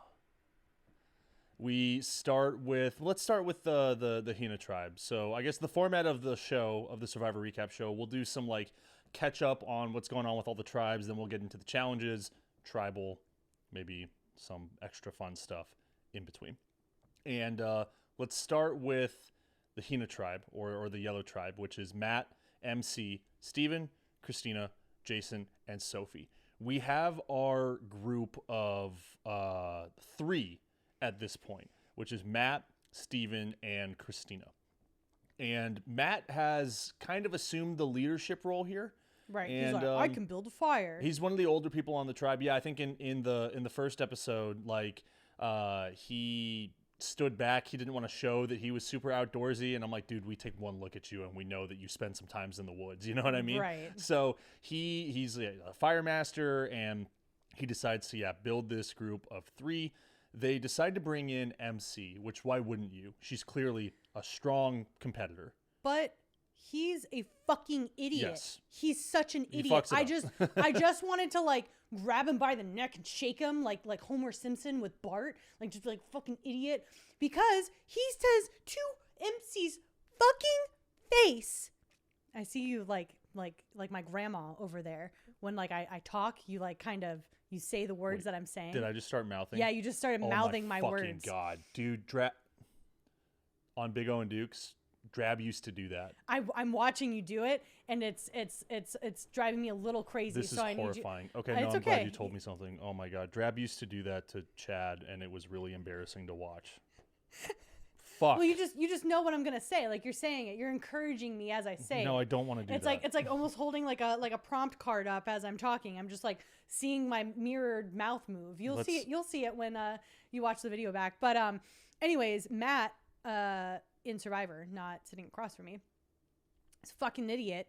He says to MC, "We have a 3-person thing going, and we want a 4th. You, MC, fucking idiot." You're on the outs, but so yeah. Hey, MC, come join our club. You're automatically on the bottom. Yeah. If you had any doubt before, just to let you know, you are on the bottom. I do love Christina and Steven more than you, and like you were an afterthought. And congrats, you're now in the majority alliance. You're welcome. Fuck you, dude. Fuck you. Read the fucking room. Don't say that to me. MC's the strongest person on that tribe, both I think physically and maybe mentally too, strategically. And you have Matt just basically coming in and mansplaining to her that she's now in the 4th member, the 4th in the pecking order. And could his intentions be harmless? Sure, but then it's just a bad game move. Yeah, like you just bad. It's a mistake. You say, hey, I want to put something together. Yeah, I'm trying to get this. How would you feel about working with Steven and Christina? She's not gonna say no. Yeah, I think you're really awesome. Like, I feel like we've clicked really well the last day or so. But like, you know what this is? This is also what Jake's problem is, and I think I've seen it in Savannah too. It's like just really trying to assert a leadership position instead of letting Annie it happen naturally. And Annie also did it on Kelly. So we've got 4 or 5 players, honestly, that are all doing the same thing of like, and look, I think it's easy to fall into a let me make some choices here, guys. Like there are natural born leaders, and there are people who are like just kind of predisposed to think that way. But I think that's a trait that you need to be super aware of going into a game like this and realize that you can't let that be at the forefront because you're going to piss people off. And that's what this is. I think he couldn't help but tell MC, I'm the boss. I want you to be in my club, but I'm still the boss. See, I want to go back to your leadership, your natural leader comment there. Just because you're the loudest or even the smartest person in the room does not make you a good leader. Right. Oftentimes, a good leader is neither of those things. They surround themselves with the smartest people, and they are strategizing and trying to work to get and lead a group, right? There's yes, there are leaders, but you're still out there for yourself. So it's not like truly like a manager at a company, right? Sure. But I'm like, just because you're the loudest or you think you're the smartest, meaning he knows how to start a fire, like does not make you a leader. And I think you see it disintegrate, getting a little ahead of ourselves here, but disintegrate with Annie trying to be like, I'm the leader, I'm a front man of a band. That doesn't mean shit though when you're out here. Just again, because you're loudest or perceived, you think you're the smartest, doesn't make you a good leader. It's not necessarily talent. Like it's not a talent to bring in, or people kind of treat it like a talent, right? Like this is what I'm bringing leadership to my tribe. I think you should work on bringing something else to the tribe. You know what I mean? Like just be resourceful, right? Be conversational, humorous, be social, lighthearted, happy, good to be around. Like if I'm a leader, it means okay, so like I can get along with a lot of people. That's what I should be focusing on is really getting along with a lot of people, learning everyone's strengths, paying attention to that, talking about that amongst everyone, instead of just kind of treating everyone like the lesser Avengers and your Captain America. And there are different leaders, right? There's, kings and queens and dictators and presidents and other, emperors or whatever you want to call. But like, it felt like a very dictatorship type move to be like, yes, you will be joining in our alliance because we need a majority. We meaning myself, if I'm Matt, and Steven and Christina. And yeah, we need you to vote with us, but you're on the bottom. That's exactly what that said. So like, not a good strategic or leadership move at all, because if he was a true leader, he would have made her feel empowered and made her feel like she had agency in her game, and like that this group of people really vibes with her and we're all vibing with each other and it's our joint decision to come together. But it made it sound like he handpicked her and said, congrats, you're welcome. Yeah. Was that last term that you were trying to think of while you were listing off all those other leaders? So yes, I was thinking that. Anything else from the Yellow Tribe before we move to Uli? No, let's go. So Uli, the Red Tribe, Jawan, Sage, Rizzo, Rizgod, Savannah, Nate, and Shannon. I want to talk about Jawan because this is a big episode for him. Last week, in the first episode, he was the guy that stepped up to make the fire. He said, I got this. I make fire. I've made fire every day for the last year, preparing to be on Survivor. I do it in my backyard. He can't get it started. And he starts to freak out. And eventually kind of just throws his arms up and has to walk away and be by himself for a moment. Also very frustrating. It's embarrassing because you're trying to demonstrate your talent in front of these people. You have 3 cameras and a boom mic over you're you also being on like, TV. get it. You're like, oh, this is going to make the episode. Because it always makes the episode when I'm someone going to can't get make fire fire. and I'm going to have this big joyous thing. Yeah, no. But I want to know, would it ever be a useful strategy to pretend that you can't make fire? Because Matt is worried, at the Hina tribe, Matt is worried that if he shows how good he is at making fire, that he doesn't want to be viewed as a threat, right? Because as we get to the end of the season, it could be a big decision whether you make it to the end of the game or not if someone brings you to fire, right? Right. So I'm asking you, the historian, is it ever to your advantage to... And now, Jawan was not playing. Jawan was sweating and fucking shaking and freaking out. But would it ever be advantageous to keep that in your back pocket, your ability to make fire? I think you pace yourself, right? You don't do it every single time. Obviously, there's a very physical need to have it too. So if you're in a tribe with 5 other people that literally just can't fucking get it together and make fire, and you're the only one that can do it, and you doing it and trying to like strategize and be like, well, should I not do it? Should I like keep it in the bag and not like flaunt it out there? But that comes at the cost of, we don't have any heat source. Yeah. We need to boil water. We we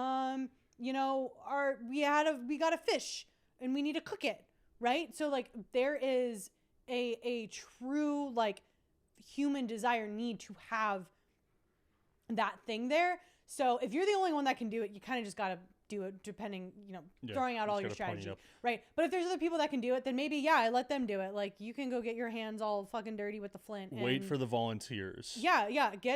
I'll let them flail it, kind of like what Matt did a little bit. But yeah, like, I think Matt got it right on the first try too, which is amazing. Yeah. Okay, interesting. Yeah, that's just why I was curious, like, because it is a really embarrassing thing, and I don't know if it could ever really be helpful to you. Jawan really not helping himself out. He's also going off by himself. He's looking for idols. He accidentally takes Savannah's bag to gather firewood. Savannah is like a very clean person. She doesn't do bugs. She doesn't do dirt. And he stuffs her bag full of all sorts of shit from the jungle. That sucks. That was like an actual mistake. He did. Yeah, it wasn't malicious. But he didn't tell her. Other tribe members did. They said he took your bag and he's pretending that he didn't because he knew he made a mistake and he's hoping she doesn't notice. They confronted each other over it. Yeah, she confronted him. You got to go, oh shit, Savannah, I'm so sorry. Oh my God, I took your bag.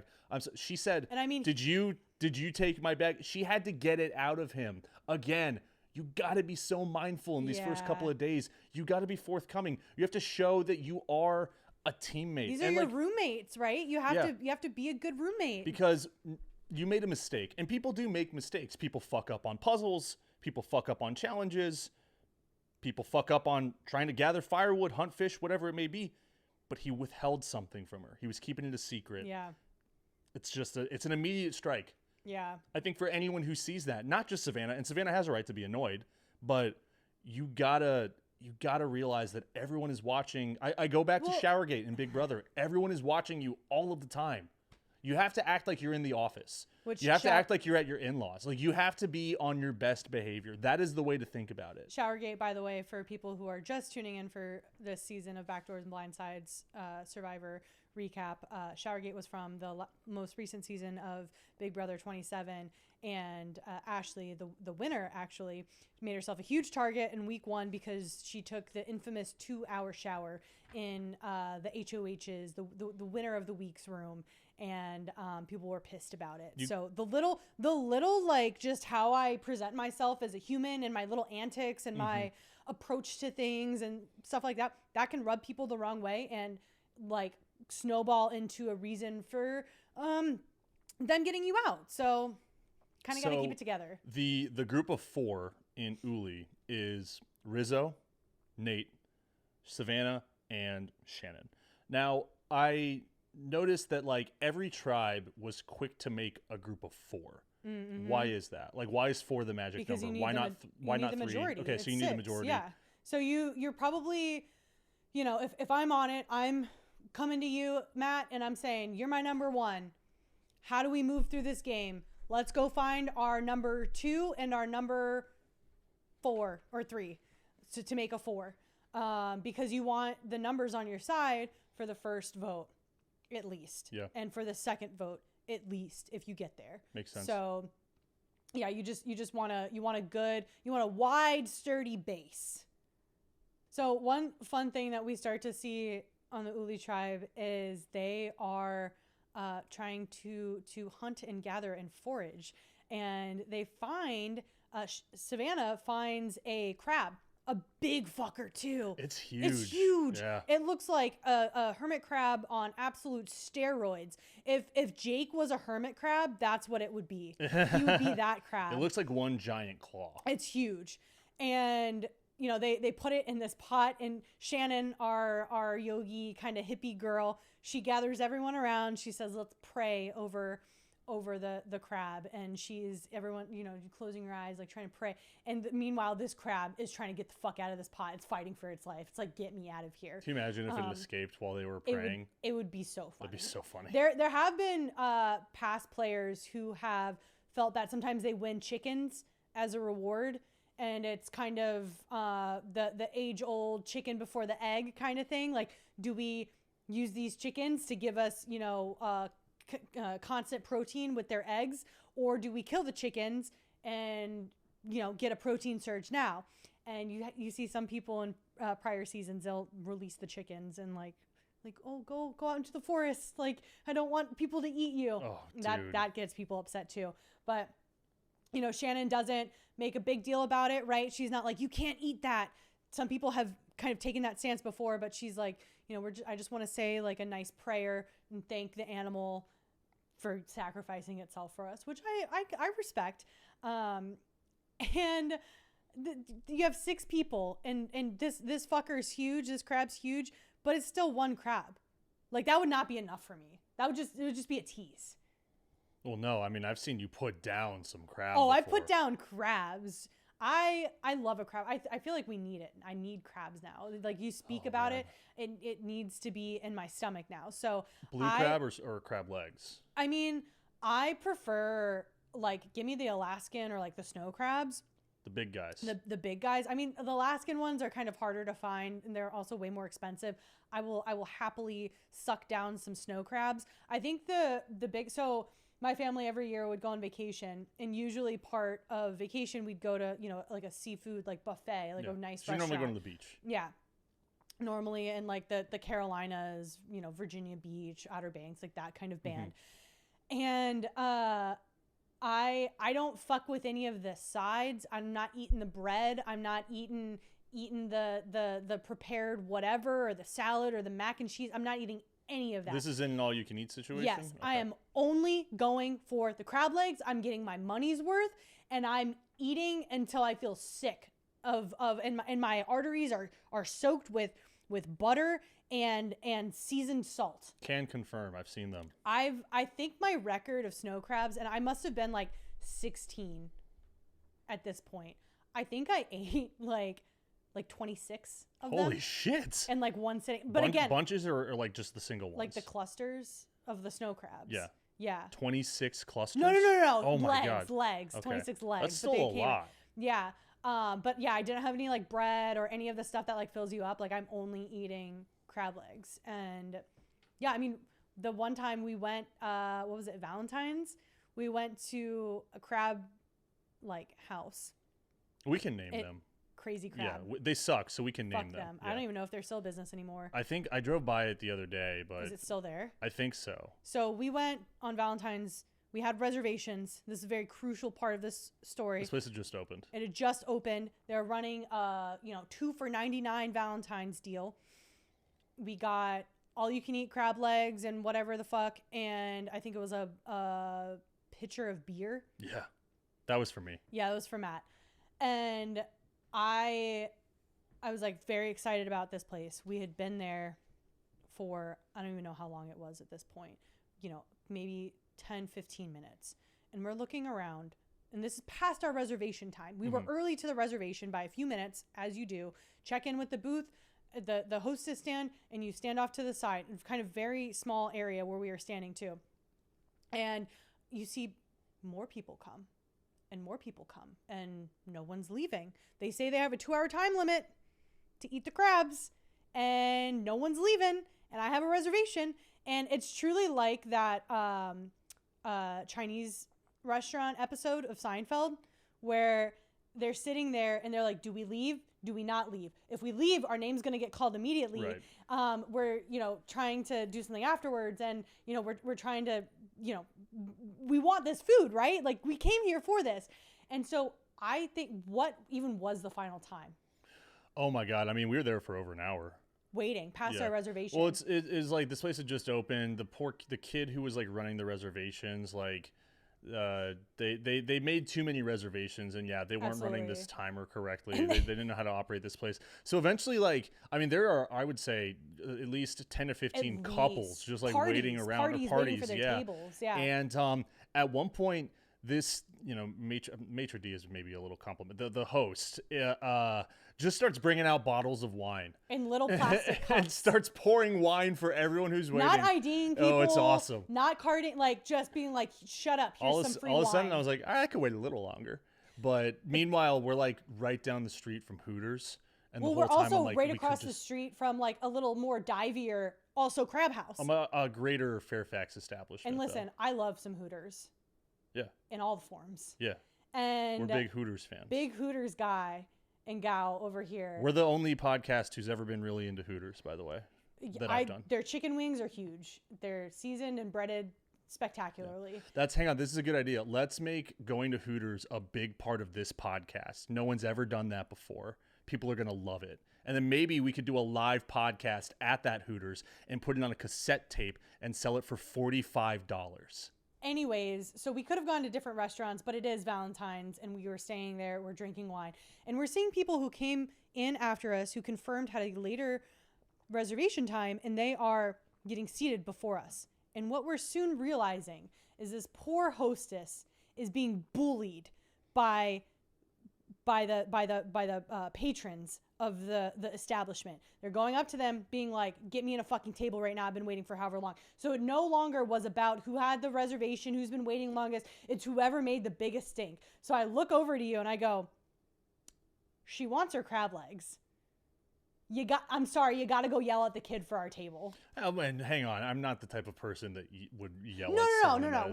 We're not Karens by any means, making that clear. It is, I am hangry. I am an hour and a half past my reservation. I'm a little tipsy because you've now given me wine that I didn't ask for, and I'm fucking starving because I came hungry to eat my weight in crab legs. Here's how easy it was. All you had to do was walk up and just say, hey man, is my table ready yet?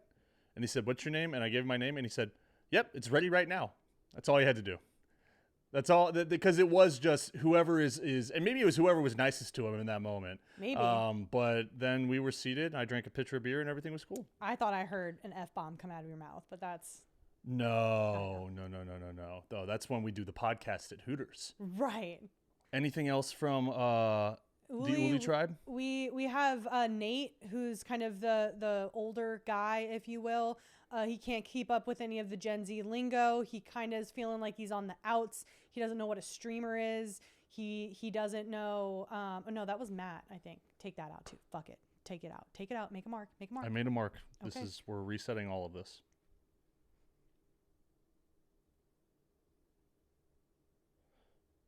Nate talks about kind of being on the outs of the Uli tribe, which I think is the wrong read because they all seem to really like him and kind of look up to him. Like he's an example of an actual leader, right? Who is just being like warm and responsive to people. He's having conversations. Like he said he has kids. Like he said, he's kind of bringing like dad he's flexing energy his production in some of these tribe. movies. Yeah, he's a movie producer. Yeah, not leaning into how involved he is or how high up he is in some of these things, but like dropping enough to make people like be like, whoa, that's cool. I want to get to know him. I want to talk to him. Right. Yeah. Leveraging that is definitely cool to see him but do. he's doing what someone like Matt on the Hina tribe should be doing, someone like Jake on the or Annie on the Kella tribe should be doing, is like he clearly has like those leadership skills, but he's just allowing the team to work cohesively instead of coming in and calling all the shots, or if anything kind of letting Savannah be the one running around being more vocal and calling shots, which eventually will get under people's skin as you maybe lose. They haven't lost a comp yet, right? Up until this point. You never want to be the head of the snake. Right. You want to be like the shoulder. Well, I guess snakes don't have shoulders, but like whatever's after the head. The first quadrant of the spine. I don't know. Yeah. And I do think that that's the wrong read. But also, I mean, it's good to always be thinking that way. Like, all right, I am on the outs from like this level of like relatability, right? Like I can't speak the language, so like thing. It's healthy. Like I can't speak the language, so where else can I be relatable? Right. Let me find some common interests. Let me go out for, you know, a firewood walk with someone. And that's what he seems to be doing. So I think Nate's going to be fine. He at least for this week. Anything else from Uli? Yeah, we have Sage, and she has a funny little line. She says, "I wanted to be a mascot, but I didn't have any experience, so I didn't know how to do that." And it was really giving, again, another Seinfeld reference, but it's giving George from Seinfeld when he gets fired for the umpteenth time, and he's sitting with Jerry, and they're trying to like knock their two coconuts together to figure out Movies. I like movies. Yeah. I could be a movie critic. Yeah, and it's like, no. Is there a job that you've always wanted that you have zero experience for, but you would love to just like be able to like walk in and get it? I had the greatest job of all time, and it's all I ever want to go back to. I worked at a movie theater. I scooped popcorn, and I swept up trash, and I saw movies for free. I don't know if I've ever desired another job after that. That's it? I fucking swear to God. I feel like that's like, you've already had it though. You have the experience. You would have the experience to go back to it. So I was asking if you had zero, like nothing with any experience that you've like always admired. Yeah, I've always wanted to host a podcast about Survivor with my wife. Great. And I'm not qualified at all to do that. What about you? I'll accept that one. Me, probably like one of those like dolphin trainers. Oh, you want to work like, with animals? Yeah. Like I would love to train a fucking dolphin. Like that would be sick. Yeah. Like at like SeaWorld before the whole like blackfish thing or blackfin or whatever that thing came out, and then they're like a terrible, awful place. Like I don't want to be associated with that by any means. You know what's crazy? Like, that movie came out like over 10 years ago. what is it called? Blackfish. Blackfish. Okay, I was right the first time. And maybe even 15 years ago at this point, and like SeaWorld is still around. Yeah, it'd still be doing its I don't know thing. if it took a hit or not, but like it's still there. It's in Yeah. there's one. I went to the one in Florida all the time. Yeah, We would go there like for the day. I'd probably train some dolphins. That would probably be mine. I always thought SeaWorld was pretty fucking cool. Yeah, as a kid. as a child. Yeah. And then you become an adult and you're like, oh, they ripped these things out of the infinite vastness of the ocean, and now it's in a little fucking puddle. Yeah. And they literally just kind of like kill themselves. But so. it is pretty sweet when they're standing on the nose of Yeah. the orca and it shoots them all the way into the air. Honestly, Yeah. I would accept that. I wouldn't want to be the trainer. If they could just sub me in as the guy that stands on the orca as it shoots up, I would take that. Just the stunt. You would not be on an orca. You're scared of the ocean. I'm so you scared. You would not fuck with that. I'm so scared of fish. Yeah. Yeah, the no. orca, I don't think so. That's terrifying. So let's pay Kella a visit. All right. Over at their camp on the blue side. That's Annie, Alex, Sophie, Jake, and Jeremiah. Nicole sent home last week. They still don't have supplies. They still don't have their flint, no fire, no shelter.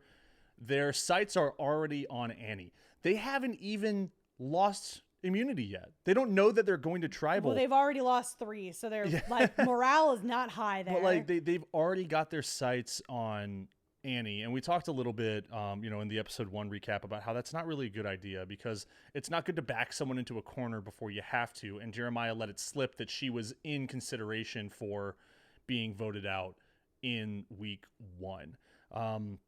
And Jake has decided to turn his shenanigans onto her. Like, again, so she's your target and you decide that you're just going to fuck with her at camp right now? What a terrible idea. Yeah. Because guess what? Like, dude, Annie has exhibited some edge. Like, she's gotten kind of frustrated with people. She's expressed her emotions. She's gotten kind of pissy. People are kind of calling her bossy. Yeah. She's not knowing how to read the room. She's kind of dictating. But I think things. Jake is far too certain that everyone, it's day 3, right? Like, you're positive. He's positive that his 2 allies are out on Annie. Yeah. Dude, you don't know for sure if they're also talking with her. And guess what? Alex is. Again, it's now starting to go into the mean bully territory. If this is the person you're truly trying to get out, now for the 2nd time in a row, the shoe bandit striking, like fucking hide your own shoe, being like, oh, who took my, oh, what? Yeah. Can't be me. Like, make it a funny joke. That's not what it's turning into anymore. And It's like, just kind of annoying. yeah, it's annoying and stupid. it's just kind of mean and like pointless, and you're already a big fucking meat shield target. So like, why are you trying to make yourself a bigger target by potentially being found out as being the shoe bandit? But one of the much more important things to happen at Camp Kella is Alex and Jake are out shooting the shit. Maybe they're looking for a little something in the woods.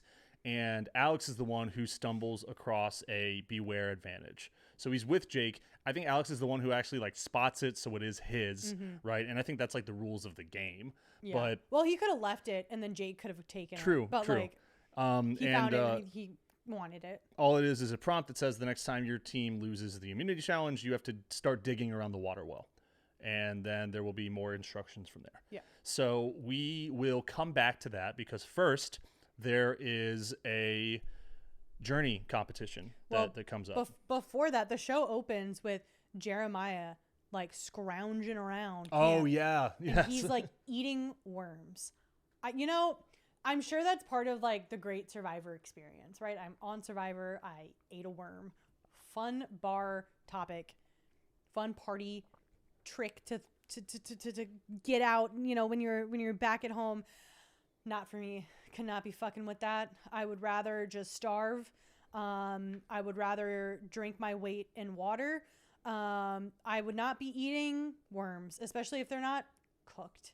I don't know. Slimy, gross. I have a texture problem. Be disgusting. I could throw up. Are you serious? I'm so serious. I could throw up. It'd be kind of amazing if you threw up on air. I could throw up right now thinking about it. Like it just, and it's like it's alive and it's going down your throat, and you can probably feel it like. All right. I don't want this to actually happen. It's gonna turn this into a 4-hour episode. What's the weirdest thing you've eaten though? I've had crickets. Yeah. Yeah, I think they were dead. They were fried or something. You think they were dead? I don't think they were alive. Were you holding on to them? They were flailing around in your fingers before you put it in your mouth? No, they were on a... Then it was probably... Yeah, they were dead. Then it was dead. It was like fried or something like that. They were on a taco. It was like a taco special at a bar, and I think it was like Cinco de Mayo or something like that, and they had like 15 different options. Did you ever have the cicada taco? No, it was definitely crickets. Okay. I don't think I would be able to do cicadas. They're too big. Well, when we had the rebirth of the cicadas in this area a couple years ago, people were putting it on tacos, and like the FDA was like, no, you can't do that. Yeah, don't do that. You can't go out on the street and pick up critters and serve them to your patrons. So you can't be doing that. This was like fried, or they were breaded, or they were like crispy, and they were like sprinkled on top of a taco with like other various taco ingredients. Didn't really taste like much because it honestly felt more like leaves. Like there was just textural thing. Yeah, it was just like kind of crunchy. You're like eating it with something. Like dry leaves. Sure. But I think that's probably like the most adventurous that it's gotten for me. I would say like I'm a pretty like I eat pretty much everything, but like I draw the line at the adventurous stuff. I don't want any of that stuff. I've had like whole octopus like tentacles. Yeah, I had a bite of that, and that's probably the most adventurous thing I had, and it was fucking disgusting. I hated the flavor profile. I love me some calamari, though. Don't get me wrong. Yeah, this was not fried. This was like it had grilled. It was grilled octopus. It had the little suckers. It did. Out there. The suckers were hard to get past. They're like touching your tongue. Blech. Very chewy, very rich. That was the thing. Yeah, it the was richness. Like it was like it was. I could probably do 2 out of the 3 of those things, but the fact that it was so rich. Like, you just chewed on it forever. It took me forever to finish that plate. Yeah, I don't want that. That was like a lunch thing, too. I don't know why I did that. Yeah, it was kind of gross. Yeah. But, yeah, we have some rivalry, some inter-alliance rivalry happening, too, on Kella with Sophie and Alex trying to vie for Jake's heart. Jake even says in a confessional, they're both my number ones. I'm like, well, that's not true. Yeah. You can't have 2 number ones. You could have 0 number ones and be like, I'm just about this alliance right now, but you do have a number one. Who is it? And he couldn't even say it in his confessional, but you have like Sophie being sussed out by Alex already, being like, I don't know if I can trust him just because he's aligned with my number one, but his number one is the same as my number one. So can we both exist? Is this tribe big enough for the 2 of us to both be number one with Jake? I don't know. And yeah, like you kind of have them eyeing each other like, is this going to be a thing? Instead of being like, hey, let's truly unite as a strong 3 with our obvious 4th Jeremiah. Yeah, it's like that already the built-in paranoia of I've already got to be thinking about how this person's going to fuck me over instead of maybe working together in a stronger capacity to make sure that we don't lose for the second day in a row. Right. And, diving into the journey. Boats come by to pick people up off the beach. Again, it's like a volunteer situation. Yep. And we have one player from each tribe. The Hina tribe, the yellow team, sends Matt. Uli sends Jawan. And blue sends Jake. And I think that this was a Jake asserting himself as a, no, I'm going. Like, I'm going to fix this. I'm going to handle this, you guys. He's puffing out his one nipple pierced chest and like, I'm gonna deliver for the team. So, and they don't know what this could be, if it comes back with an advantage, if everyone gets fucked over, if they lose, whatever it may be. So the three of them get shipped out to this area of the island, and it's almost like a Mario Party mini game, right? Yeah. It's a last man standing. There are 3 suspended baskets, big old pile of coconuts, and your goal is to just keep throwing coconuts into other players' baskets, and the baskets will drop as the weight continues. Whoever is the last to drop is the winner of this challenge. And they jump right into it. No one really seems to be strategizing. They're all being very complimentary of each other. Let me. No, I would have been looking at one of the other people. If I'm Jawan from Uli, maybe I'm looking at Matt from Hina and being like, all right, let's take down the big guy. Let's take down the big gun. Let's keep kicking Kelly while they're down, so the two of us continue to win immunity, etc. And let's throw all of our coconuts in one basket. But they play a very fair game. And Jake drops and Matt drops and Jawan wins. And yeah, he was pretty skeptical of himself winning. So like that was kind of cool to see. And they Matt and Jake get booted from the area, and Jawan gets a choice. He gets a choice from winning. Help yourself or help your tribe. He can steal a vote from one of the 2 losers, so he can take either Matt's vote or Jake's vote, which you're it's not just a free vote. It's not like Survivor gods are handing you an extra vote like sometimes they do when you find an advantage. No, you're making enemy number 1 with someone from another tribe. Mm-hmm. So if you make it to the merge, if they make it to the merge, guess what? I'm already not fucking with you because you took my vote and you fucked me over and I'm pissed off. Yeah. So, I don't know if I would have done that one. Or he can help his tribe, which gives his tribe an advantage in the next immunity challenge. Right. And what that is actually they can grant a disadvantage to an entire tribe.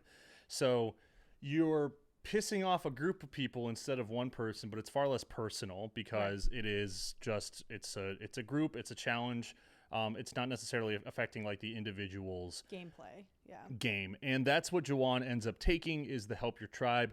Smart move. Again, it's early. He probably has been able to pick up on the fact that he is on the outs, right? But he wants to come back as the hero. His tribe has not had to prove themselves to each other. Correct. In a vote, right? So he's able to take this as an opportunity, and this is how I would have played this wholeheartedly, is to be like, hey guys, I could have came back and lied to you and said something sneaky, and I could have sat here with an extra vote in my pocket and benefited my game and blindsided one of you with my extra vote. But guess what? I didn't do that because I'm here as a team player. I want to get our tribe the furthest we can possible. So let's use this advantage, which I won and picked for us, which is giving another tribe a disadvantage, right? Which he did. He kind of, nicely said that to them, and you had them all kind of line up like, wow, okay, he is a team player. He is trying to like help us. And, it was the correct us. Move for sure. And they bring that to the immunity challenge, and that's how we start things off. Is or really it's Jawan's decision to choose the tribe, and I'm not sure if I'm sure they discussed it at camp, right? Sure. But they decide to give the disadvantage to the Hina tribe. Yeah, the yellow Hina tribe. Which is interesting because they've been on top for most of the first couple of days. And we go back to the idea of kicking Kella while they're down, making sure that Jake does not have a chance to pull ahead and win these comps because he's the biggest guy out there, right? Kella. Oh, it's so sad. And yeah, they say, oh, well, we don't want to be bad to them. We don't want to be bad to them. And I get that. Like, I get that nobility. Yeah. But then you now have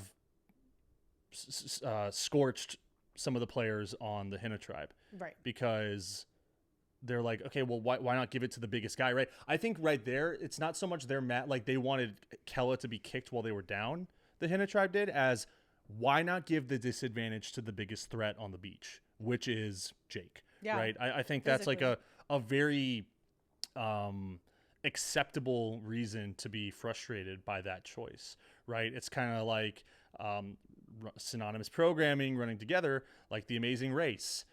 Someone had a chance to give an advantage out to someone. They gave it to Jag and his brother. Jag, who is a comp beast who wins over and over again, pissed off Izzy as well as a couple other people who were on Jag's season, where it's like, no. In this, you have the chance to strike on someone who is just, they're coming in with just like a natural advantage almost.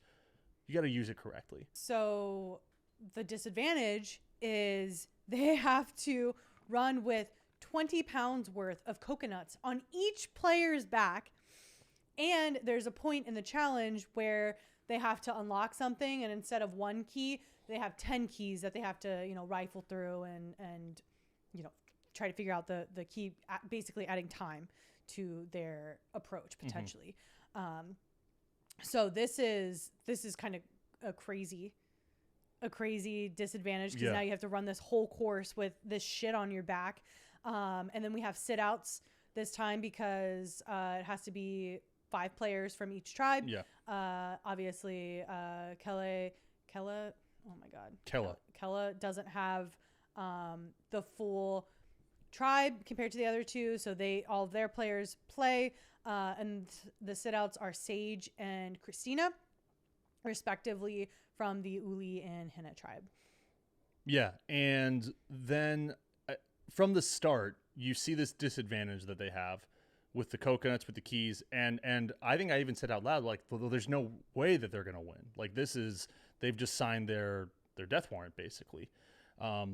Not the case. No, not in the fact, case at all. They barrel through it. They're strong. They're just a strong-ass team, and they make it look like it's nothing, but not before the Kella tribe has a crazy-ass lead. Yeah. I mean, they are ahead by a huge margin. They're like, we're doing it. We're doing it. And again, like if I'm in the Hina tribe, maybe if I'm in Uli at this point, I'm pissed at Jawan because I'm like, dude, look, it's exactly what we said was going to happen. Jake and his team are blowing through this comp, and now it's going to be you or I going to tribal tonight, right? And then they get to the puzzle and just absolutely shit the fucking bed. Well, before we get to the puzzle, it looks like Sophie with an I. Sophie with an I from the Kella tribe. She has, it was hard to see when it aired, but she has like this bandage over her knee. Mm-hmm. And she took like a hard hit or something. She was jumping onto a platform and she was kind of low and she hit her knee on the edge of the platform. Right. And it looked like it hurt. Yeah. And the whole time we're watching the rest of this challenge, the way the bandage, it's like truly like a strip bandage. It's flopping around. I'm thinking she just fucking scalped her entire knee. Yeah. And she has this big piece of floppy skin hitting against her leg the whole time. And I'm like, medic, somebody. Yeah. It just looked disgusting. And only until like the very end did I realize it was like a Band-Aid. So the entire time she's like, you know, on the ground and going up the ramp that they had to go. In the sand. I'm like, oh my God, this is going to hurt so bad. We were squirming. And I was screaming. I was squirming. It was just, I was uncomfortable the whole time until I realized it was a Band-Aid. Thankfully not the case. Yeah. And honestly though, like it kind of took me back to thinking about like the worst TV injury that I've seen. And I feel like you and I probably have the same one. And it would be from the challenge several seasons ago. It was Olivia's debut as a challenger. She was partnered with Horacio, and they had this like catapult challenge. And like, I think it was like a golf ball or something that they had to like put in these like giant oversized slingshots. And she was pulling it back and it slipped from her hand as it was like launching. So it came back at her, fucking cracked her between the eyes. Her nose instantly started bleeding. Yeah. She needed like, she was pulled from the game one immediately. They were in the literal final challenge of the season. She was right there to winning the prize. She was they were the strongest team by far. And this thing just comes back, cracks her right in the face. You see it all. The camera is just like zoomed up on her face. She had to have like facial reconstruction surgery. Yeah. She had to have like, I think like a nose job because she fucking shattered her nose from this. And I was just like, I'm seeing here looking at Sophie's floppy knee and I'm like, oh my God, this is maybe like, if that was one big giant piece of skin flopping around, I was like, that maybe was the most gruesome thing I saw comparatively to Olivia's nose injury. One time, this was years and years and years ago, I think it was at a pay-per-view, Cesaro, who I think now he's wrestling in AEW as Claudio, but Cesaro got like he was in the corner, facing the corner, and he kind of got launched up towards like the metal post, right, of the ring, the wrestling ring, and his mouth came down on the metal post, and for the rest of the match, I mean, it was something out of a fucking cartoon almost. Did he have his teeth? No. He fucking lost teeth. They were his whole mouth is like bleeding and shit. He's a pro. That's why they pay him the big bucks. And he has since wrestled with a mouth guard in for that was like 8 years ago, and he's never not in the ring without a mouth guard. I mean, he probably has porcelain teeth, and that's why. Oh yeah. Yeah, that was one of the uglier like television and that's like wrestling, live whatever, but that was pretty anything with awful. Like the mouth or like fingers or like fingernails or something like that being like yeah. And when Undertaker threw Mankind off the top of the cell, he had a tooth that went up his lip and it was kind of sticking out of his nose almost. You kind of had that happen to you. Yeah, that did happen to me also while pretending to be a professional wrestler. So that was, but those two come to mind immediately for like the worst TV injuries I've seen. I'm sure there's plenty more too. Yeah, but we have the Hina tribe just absolutely killing it again.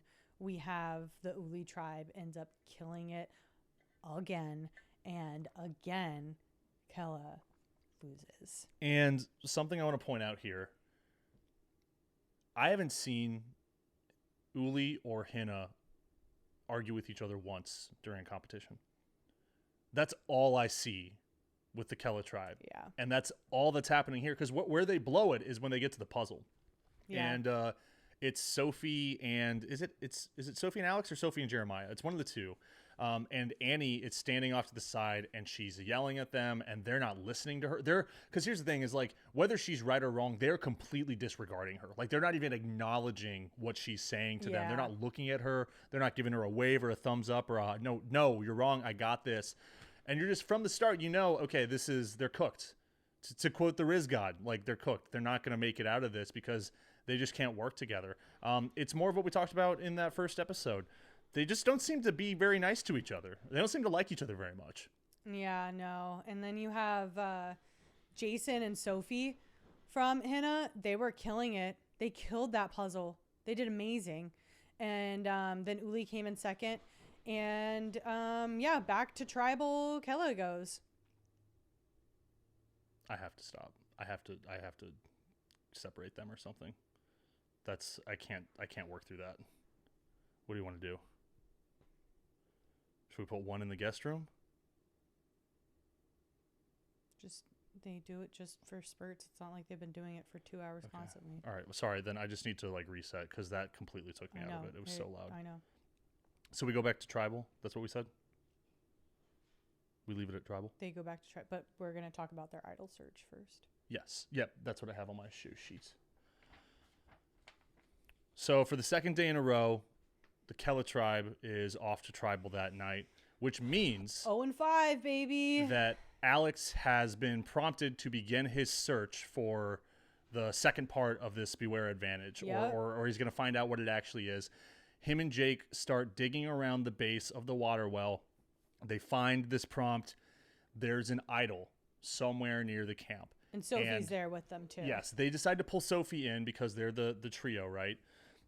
And they decide, or they start looking for this idol together, because if Alex doesn't find the idol before tribal that night, he loses his vote. Right. You don't want to lose a vote, especially when you're down to 5 people and like that's like potentially a tie-breaking vote. Yeah. So we have, and the reason they bring Sophie in is, we want to find this together. We want to make sure that our alliance is safe.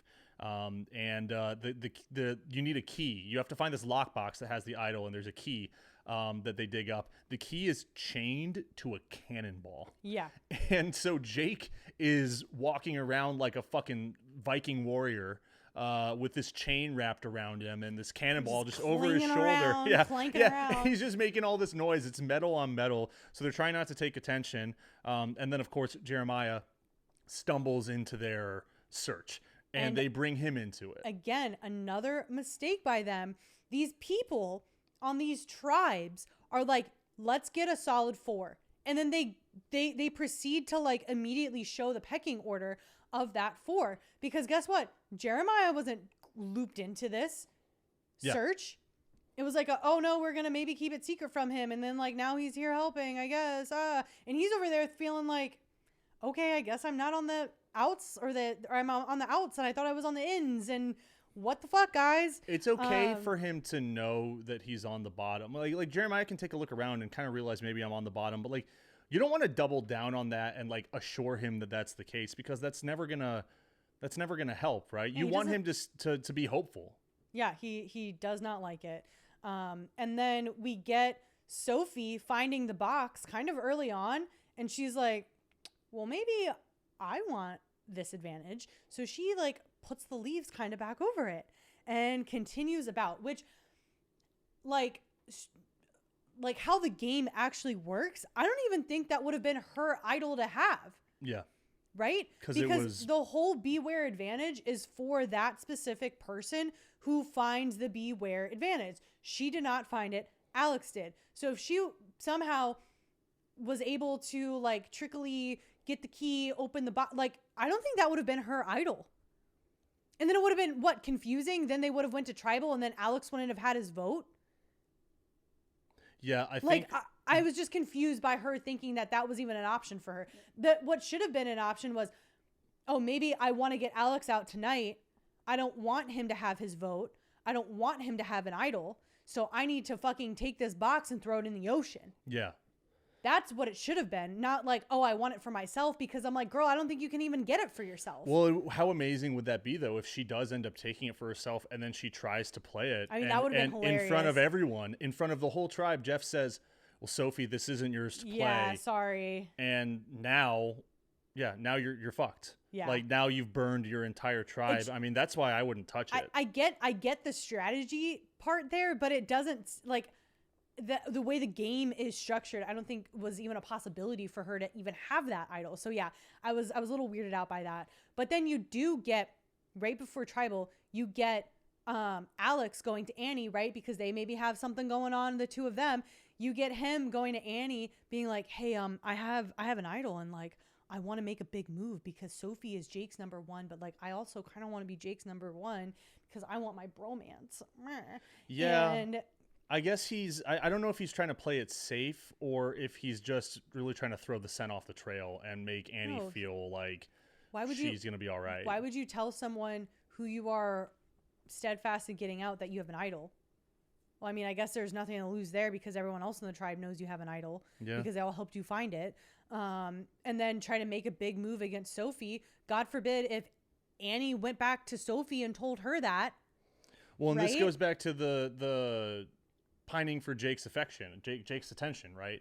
Like Alex isn't 100% with Jake because there's Sophie. Sophie isn't 100% with Jake because there's Alex, instead of all three of us working together. And so this is why Alex is talking to Annie about his idol. And then he says, okay, well, we can move on Sophie instead. That's the plan tonight. Right. And then we get to Tribal, and Annie's kind of very openly trying to like pitch Sophie to Alex and Jake. And Jake's basically like, no, fuck that. Sophie's my number one. Get out of here. I'm not voting her out. And so I think that's truly like, if Alex were to voted Sophie out, then that would have lost trust with Jake. And you couldn't have had that. You can't burn so Jake. he needed someone else to take the shot at Sophie. It could not have been Alex taking the shot at Sophie. Another, what I would say, what's the good word? Honestly, toxic. A toxic tribal. Because sure, like Annie has gotten some terrible reads. I think she thinks that she's on top. She's calling the shots, or at least she's working in tandem with Jake. And she's just kind of going to Jeff, talking, just everyone's banter of Jeff, this is the situation in blah, blah, blah. And everyone behind her is rolling their eyes, exchanging looks. And I'm like, I would play it a little fucking cooler, you guys, because it's still Survivor. You don't know if Annie has an idol in her pocket. You know what I mean? So why we got to be just a little more reserved at this point before the votes even happen. Well, she has one defining, like, very big blanket statement where she says, quote, trust doesn't exist in this game. And I'm like, girl, I know you're probably out there filming at the same time as, 48, season 48, right? Like they're all kind of filming around the same time. So you probably haven't seen that season. But if we as an audience look back to season 48, the entire name of the game was trust. Everything was about trust. You have Kyle and Camilla playing double agents and running circles around these people, strategizing and being this true power duo where the whole basis of their duo is trust. They have to like wholeheartedly trust each other. And then on the other side, you have Joe and Eva. All they have is trust between each other. So I'm like, girl, you are reading the wrong game. Yeah. Like, yes, you should keep your trust like close to your chest and like be very like picky in who you give it on. But guess what? To make it far into this game, you have to put your trust into something or someone. So her saying that, I'd be like, well, great, bitch, I can't trust you then. Yeah. Because you will never trust me. You will, as much as I do and try to prove myself to you, you are telling me you will never trust me to any degree because you're saying it doesn't exist at all in this game. And I was like, bad read. Poor form. Poor form. You're just kind of coming in here acting like you know what's going on. And guess what? You have someone like Jake saying like, no, I trust Sophie. You have someone like Jake saying, no, I trust Alex. So guess what? You're painting yourself as other right now, Annie. And it 100% was to her detriment because another unanimous vote to evict Annie. Yep. Annie goes home 4-1. And she only hugs Alex. Yes. That's the only exchange. Otherwise, it's silent. Again, like with the Nicole vote, very silent. No one saying anything to them as they're leaving. I think there was an I love you thrown out there from her. She was a better sport about it than Nicole was, but I mean, she seemed to just kind of own up to the fact that she had some bad reads. But it was still cold. Like there was no love you guys. Like that doesn't necessarily mean a fucking thing. To be fair, I would also be pissed, and I would not be big kumbaya like, oh, I'm out of the game. I'm gonna be nice now. No, I'd be like, fuck you all. I hope you all lose. I'm pissed that I'm out of the game. Bitter. Two things I want to point out about again, like the way that this group speaks at Tribal. Once again, Jake is talking about weaknesses. He's talking about making cuts like their football team. Just more of that kind of strength-focused, tearing other people down speech in talking to Jeff and explaining like why you're there and what you have to do. Like, again, I don't think this gets you very far because like at a certain point if that's all you can say about someone, you're gonna have to start saying it about people who might be aligned with you, and it's gonna have people turn on you. I think what's happening with the Kelly tribe is they're distilling people down to these abstract forms. Yes. And for me, it all started with Jake in episode 1. He was quoted saying, I can charm a woman. I know how they work. Ugh. I'm like, ew. I wouldn't say that into the camera, dude. I don't like that. I'm like, just because you know how to shake your dick, ass, and balls around does not mean you know how to like one woo anyone, but like then now to like be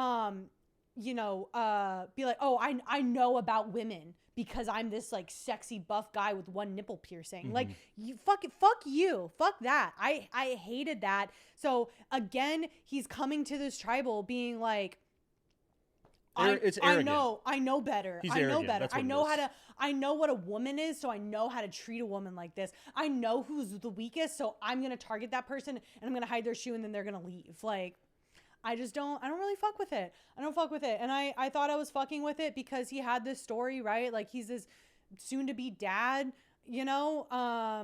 that's hard on him, weighing on him, I'm sure. Like the story with his dad, this is the last season of Survivor. His dad can actually physically be able to watch because of his eye disease. And I'm like, I want to root for him, but he's making it really fucking hard. Yeah, it's just, again, poor form. Yeah. Like he's making some pretty clear mistakes, and they're all in the same area of the game. Yeah, I don't like right? it. I don't fuck with it. Someone who I think is much more poised this time around in what they have to say is Sophie with an I. And she is... Still talking about leaks, though. She's still talking about leaks, still talking about boats. I don't know if she's maybe being fed lines. She says, you can't change the winds, but you can adjust your sails. And that, I think, is just more well-rounded, more thoughtful than talking about leaks and holes and like you're talking about the situation that we're in. When you're talking about the wind and adjusting your sails, we're in the situation where we keep losing. Right. We're at a huge disadvantage. We haven't eaten. We're not sleeping. Right. That's different than saying this person is a hole in my ship. Right. And addressing capabilities. Right. She seems to be the queen of metaphors because she keeps pulling them out. But yes, Annie goes home 4-1. Kella is down to 4. We have yet to see another tribe face tribal. Yeah, and it was writing was on the wall for Annie. You had Jeremiah last tribal saying the bottom 2, referencing Nicole and Annie. So she had to have known what was coming for her. Unfortunately, but out of this episode, I used to watch Survivor in a very interesting way. On the first episode, I would pick my favorite, and that's who I would watch and root to win the entire rest of the game. And then they kept losing, so I stopped doing that because I like winning, and I hated watching my favorite people over and over again, me staking a claim, and them just like not performing or like getting the rug pulled out from under them. So I try to be a little more loose with my favorites. Like I don't like put all my eggs in one basket, but Sure. Right now my favorite front runners are Sophie IE from Hina, our kind of local area girl, Sage, because she's just a hoot. I think she's funny and just someone that I would love to sit across from and just have a conversation with and just like shoot the shit with. MC is this like coming out as this like strategic and beast already, really like her. And then I also like Nate. I think he is kind of level-headed, and he I think he's an interesting guy. So I'm kind of pulling for those 4 so far right now. No one from the Killer tribe. I am also struggling to pick anyone out of the Kella tribe to root for, which sucks. Again, cursed tribe. You turned to me on the couch, you said there's always one, and we'll get more into that at the end of this episode that is going to be an eternity. People won't be bored at work on Tuesday when this is up, thankfully. I still love Rizzo. I think Rizzo's like my number 1, but I also do really like MC. She's also got some charisma. Yeah. And we see her playing a little bit in episode 3, Loveable Losers. Our final episode of this recap show. For now, let's start with the Hina tribe. So Hina, our yellow tribe here again with Matt, MC, Steven, Christina, Jason, and Sophie with an E. Again, neither them or Uli have seen a tribal council yet. So these 2 tribes are truly living in this like survivor bliss. They've never had to show their cards. They're all big hunky-dory kumbaya bullshit, just fucking around on the beach, having fun in these challenges because they're winning. Yeah, they're treating it like summer camp. Yeah. They're getting these cool ass challenge idols with the mer people. They're just kind of living in bliss, but they haven't had a chance to test themselves. So they don't know who's lying yet. They don't know who's on whose side. So there is a little bit of like this like built up like maybe paranoia or like this energy that they have that they just want to like almost like rip the Band-Aid off and get into a tribal so they can like figure out maybe where some cards lie, some of the other players. But because of this mentality, you get both tribes going arm in arm, walking through the jungle being like, hey guys, let's go find a hidden immunity idol together. And I'm like, I don't know if I've ever seen that to that level with both tribes doing that. And they're basically like, you know, fuck the Keller tribe. You know, they're so far on the bottom right now. They have 4 people, Alex, Sophie, Jake, and Jeremiah left. And you know, we're gonna play as a team because that's the only thing we know how to do. So we're gonna go out there and we're gonna go find our idols. And we have the Hina tribe. MC finds it and she plays it smart, which I love. Yeah. And she doesn't sit there and wave it around the whole camp and says, hey, I found this. No, she pockets it and she goes and she tells Steven. And this goes back to what we were saying in the episode 2 recap about Matt trying to assume like leadership of this 4 that he feels like he's created and coming to MC as sort of an afterthought. We want you to be the 4th in this already established group of 3. MC's like, I ain't no fucking afterthought. Right. So she identifies, who does she feel best about in this group of 4? It's not Matt. No, Maybe fuck it's that. so she gives it a shot with Steven, and now they've got their own 2 within this group.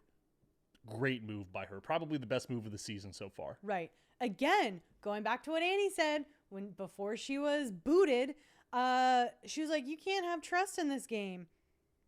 That would be MC trusting Steven in that moment. And I think you need to tell people when it's critical. And I think she wanted to build some trust with him because she felt on the outs of this group. So I think it was a smart move to then loop Steven in. Yeah. Now, if Steven has a big mouth and goes and blabs to the rest of the alliance and the rest of the tribe, then we might start having a little problem here.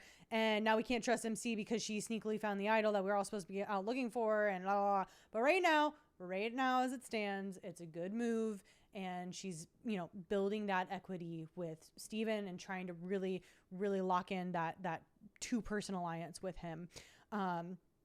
Now, if you were in the game, do you think you'd be able to trust someone with this information? Or do you think you would bury it down and, you know, the people would only know if the idol saw the light of day being played by you?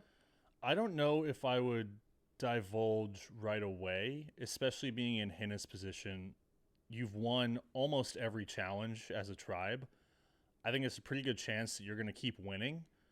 So I'd wait until there's more of a reason to use it. Yes. Like if Steven's your guy, awesome. I would start forging with Steven. Yeah.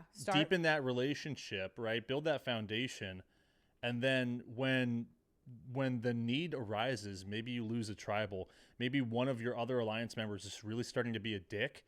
That's when you take Steven aside. You say, hey, Steven, check this out. I've actually got this. I've been keeping this secret just because, not because I don't trust you, but because I just wanted to, you know, get to know you a little better, whatever. Yeah. And then, obviously we saw how Keller did with all the chains and the cannon. Obviously MC doesn't know, you know, it's to that level and like how like very public it could be. But you might need help actually going to get the thing. Otherwise you're going to lose your vote.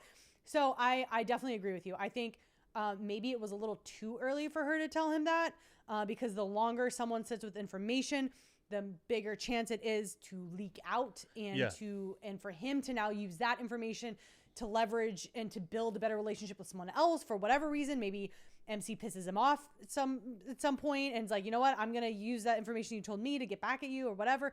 So like, I think it was a little too early, but if it continues to pay off, then I think it was a good move. Yeah. And then we have the Uni tribe, our red tribe. We have Savannah and Shannon coming together as each other's number ones.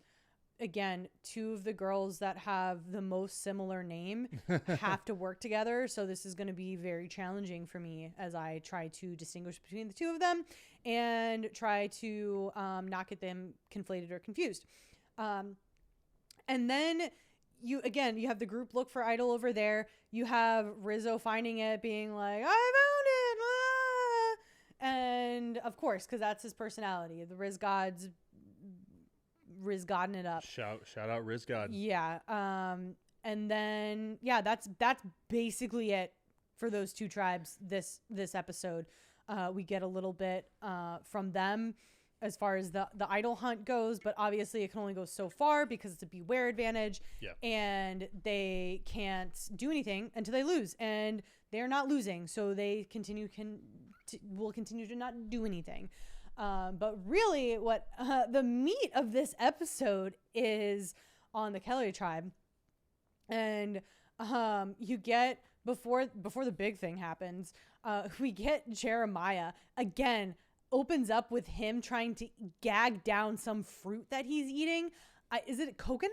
I think so. I couldn't really tell with how he was holding it, but he's literally sitting there gagging and like choking it down. And I'm like, boy, you have just you've sucked down some worms. Now you're gagging on this fruit. He is not making it look fun. No, at all.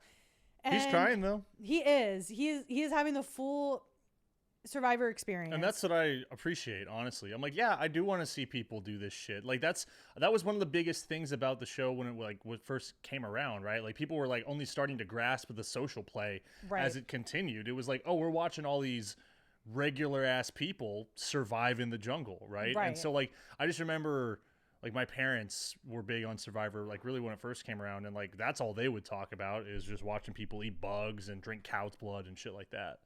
Yeah, I don't like that part. That's not for me. But we have Jake sitting on the beach looking at the sunrise, maybe. I guess it was sunrise. Meditating, kind of looking out into the ocean. His feet are out in front of him. And this little fucker comes up out of the ocean and bites him on the foot. It literally is the same color pattern as the sandworm from Beetlejuice. Yeah, it's called a black and white sea snake or a banded sea crate. Fuck that. Fuck that it's noise. It's highly poisonous. And you actually see Alex hold up this book where it has all of like the nature facts of the area. What to stay away from, namely. Yeah, and I didn't realize they had that. So they have some reading material on the island. That's quite nice. I mean, I think that's got to be essential, right? Because you don't want someone to eat these fucking berries when they shouldn't be having them or whatever. Yeah, I mean, it makes sense. But he checks out the book and he's like, yep, that little fucker was poisonous. Like, really, really hella very much so poisonous. And Jake gets, ripped off the island. They get him on a boat. And I want to point something out about this boat. You're fucked when they show up in a boat that not only has a cover, a hard top, but a cabin as well. A cabin. It's not one of these painted rowboats. Multiple crew members. Yeah. This is not good. Yeah, you're fucked, dude. And he didn't know it was poisonous at the time. Alex kind of kept that quiet and revealed to his tribe that it was in fact poisonous after Jake had left. And Jake gets taken back to Ponderosa, which is where the HQ of Survivor is. He is in a medical facility. Again, if you are getting treated by a medic not on your beach or like not, on the side of a challenge, then something is very wrong. Scary. And they basically call it a dry bite. No poison was in there, but they needed to still treat him and make sure. And again, Survivor's over pretty quick. It's, about a month time. So if you're sitting out a day just for them to monitor you, like the game's already been playing. It's already moved. Yeah. Right.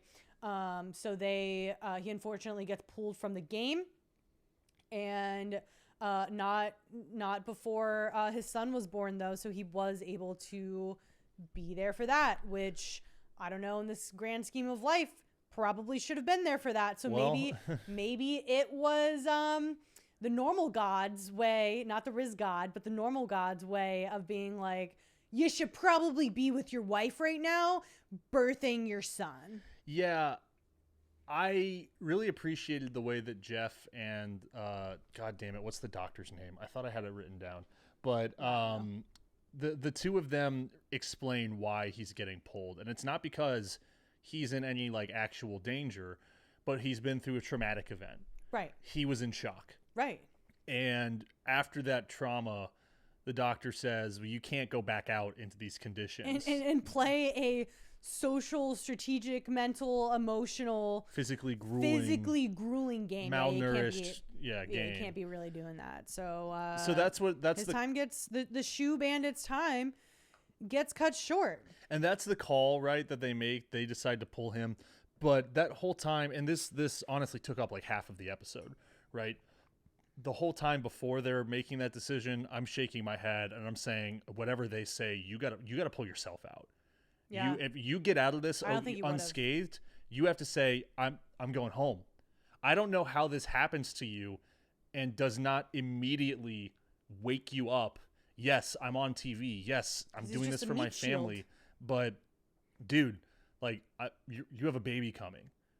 And you came this close to being in real fucking danger of maybe not making it back to that. And I mean, I think he realizes that. Like, he did. That's what is at the forefront of his mind and what he's saying. Like, I have a kid coming. I have a kid coming. Yeah. And that's why I'm glad that he was like receptive to that. And like, it's devastating in the moment for him. But yeah, like when I'm watching this happen in real time and I'm just thinking there's no way that you can let yourself go back to be a part of this challenge, be a part of this experience when you got that close to being in some serious fucking trouble. Yeah. And you have a kid that's going to be here any day. Well, like this would be like your worst nightmare.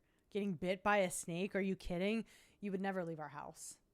I would struggle. We would have to move to like, well, I don't think they let you very, very cold. I don't think they let you bring a wireless weed whacker to Survivor. If I could bring my weed whacker, I think I'd be okay. Right, you'd be good. But what this launched me into is other players that have been medically ejected from Survivor, because I know I always knew of them, but the sheer number of them. Can I guess? Yeah, guess how many players? 49 seasons. Yeah. I know it can't happen every season. I remember a couple seasons ago who like dove headfirst into it was like on the beach still. He dove headfirst and busted his fucking head open. Yeah, that was brutal. That would be Bruce from 44. Bruce. That was a hard one to watch, man. Yeah, I mean, he wasn't on the beach for more than 10 fucking minutes. That was the last one I remember though, so that was 5 seasons ago. I'm going to guess that there's been 10 people in Survivor history. 19. Oh, wow. 19 people. Twice as much. Holy shit. Twice as much. So we have 19 people total, and I'm just gonna go through this list with you real quick because it's a fun one. Not if you're those players, but basically there could be a whole new episode or a whole new season of Survivor with just the medically evacuated people. That'd be kind of amazing. Right? This is the evac season. So first up, we have Michael Skupin from season 2, which maybe will probably be the most famous medical evac, maybe from any reality TV. He fell in a fucking fire. Oh. He fell into the fire. Brutal. Yeah, he had to be, and that was season 2. That was like, we just started Survivor. Like, fire is we don't know what the show is yet. And we have this guy falling in this fire. And then we wouldn't have another medical evac until 10 seasons later. Bruce, season 12, he left from severe constipation. We have Jonathan Penner in season 16 from a punctured knee during a challenge, and they were afraid it was going to get infected, so they pulled him for that. We have James, also from season 16, a double one this season with an infected hand wound. We have Joe from season 18. He also left with an infected knee.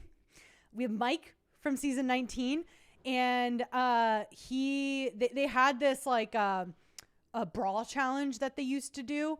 I think it was like this like muddy pit, very much challenge coded. I remember this, yeah. and people were just flying into each other, and he had so many hard hits, and he was super disoriented afterwards. Concussed, right? And I think that's what they thought it was, so they pulled him for that. We have Russell also from season 19, another double one, and he passed out during a challenge, so he got pulled for that. We have Courtney in season 24. She got out from a broken wrist on the first day, and she took a hard fall, and the rest of the challenge you just kind of see her wrist like limping around. That one was hard to watch. We have Colton also from 24, another double one. He had an appendicitis. An appendicitis Yep. on Survivor? Yep. Holy shit. While he was there. Season 26, we had Shamar from a grain of sand in his eye. And they were afraid it was going to get infected and scratch his cornea and all that bullshit. We have Eric from season 26. Again, he was a returner player from season 16 prior to that. He was pulled out for starvation and disorientation. We have Caleb from season 32 from heat exhaustion. Neil also from 32 from a staph infection in his leg. And then Joe also from 32. That was 3 that season from a bladder infection. Moving on, we have Pat from 37 from a back injury he got on the 3rd day from riding in the boat. Like the waves were like really choppy and man. like it was really rough waters, and he was just like hit after hit. And he actually had I think it was they were afraid it was like a herniated bulging disc, which shout out, I can relate to. I've had 2 back surgeries with that same exact injury. It was not fun. I do not back pain is always very serious to me, and that was a brutal one to watch. We have Jackson from 42. This one was an interesting one. So he lied about the fact that he was on lithium, and he tried to quit it cold turkey so he didn't have to take it while he was on Survivor. You can't do that. Yeah, no. He was tried to wean himself off without like a doctor, and they found out, and was basically going through withdrawals and got pulled from the game. Jeff was basically like, you can't fucking be doing that. And that would be in a scenario where if on Ponderosa before the game actually started and they were in sequester, if they found that out, Jackson would have been pulled. He would not have. The alternate would have gone in. Alternate would have gone in for sure. And then we have Bruce from 41 44, that you mentioned, from hitting the absolute shit out of, he tried to scalp himself. That's what happened. It's a horrible He was thing to bald. watch. So I think that's what made it worse too, because you could actually see everything and there was no hair to kind of, the blood to mat against. But the Survivor gods were very nice, and they actually let him come back next season, the following season, 45, to play again because of that horrible injury in the literal first 10 minutes of the game. And he made it pretty far. He made it to 8th actually that season in 45. We have Randon from 46. He woke up with no mobility in his extremities, again, possibly from a bulging disc. And then bringing us home, unfortunately, we have Jake with the snake bite. So, this should just turned into My Favorite Murder for a minute there. Kind of, yeah. So some fun Except stats. we listed facts for 5 minutes instead of for an hour and 45. Yeah, you're welcome. I didn't go into the gruesome detail of each one. But I have some fun trends that I pulled out from all of these terrible, terrible injuries and people ending their lifelong dream in their game and getting pulled too early. Okay. So we have one woman in that entire group. Of the 19 that I listed, we have one woman who broke her wrist from going too hard. So I think that gives, a kind of, they say Survivor echoes culture in real life. Well, it's probably why women outlive their husbands in old age, because women or men are out there being stupid, getting cuts and getting infected. And the woman had she broke a bone in her wrist and literally could not go on. So, one woman out of those 19 people is kind of crazy.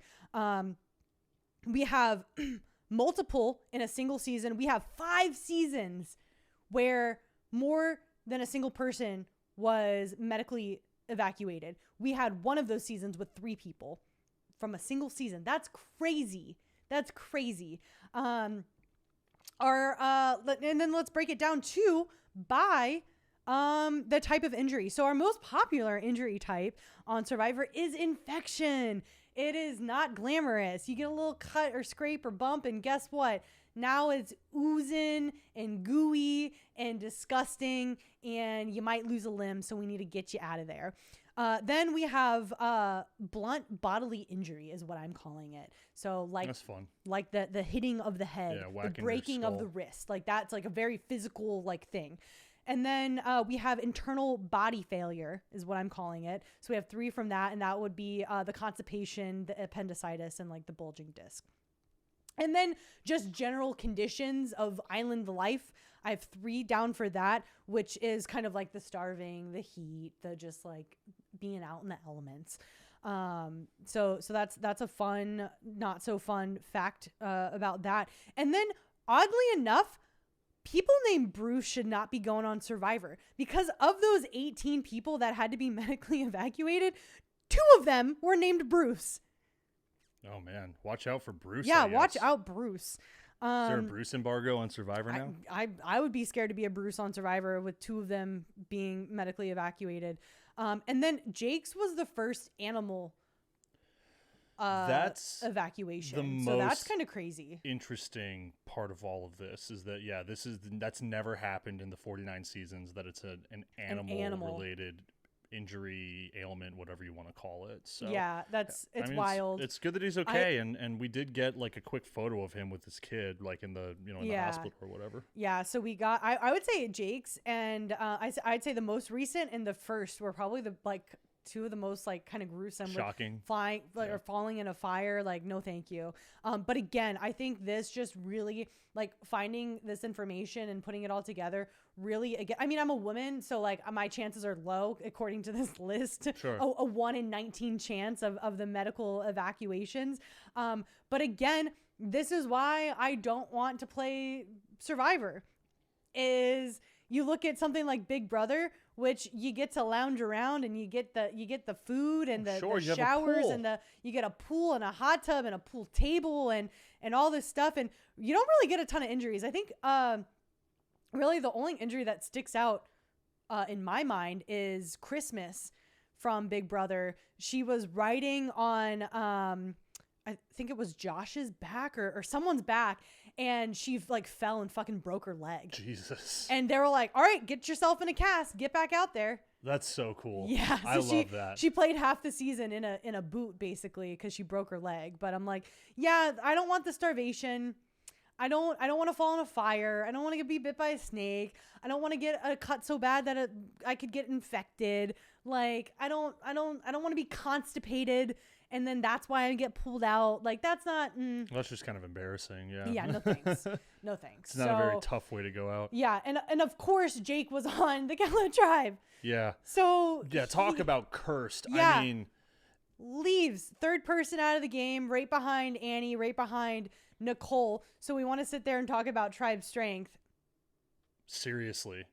And I don't think that really fucking mattered here. Sorry. I want to point out that at least the way that the episode is cut, it looks like the rest of Kella is informed of what's going on with Jake when they arrive to the immunity challenge, and they're informed with the rest of the cast. Yeah, they weren't sure. At least that's the way that they react, as if they had no idea until they got there and Jeff told the cast together that Jake had left the game. Yeah, and he even said like they had not heard of anyone, and they have the Fijian people that are working with them like as like hired production and whatever. They built like an industry there. Yeah.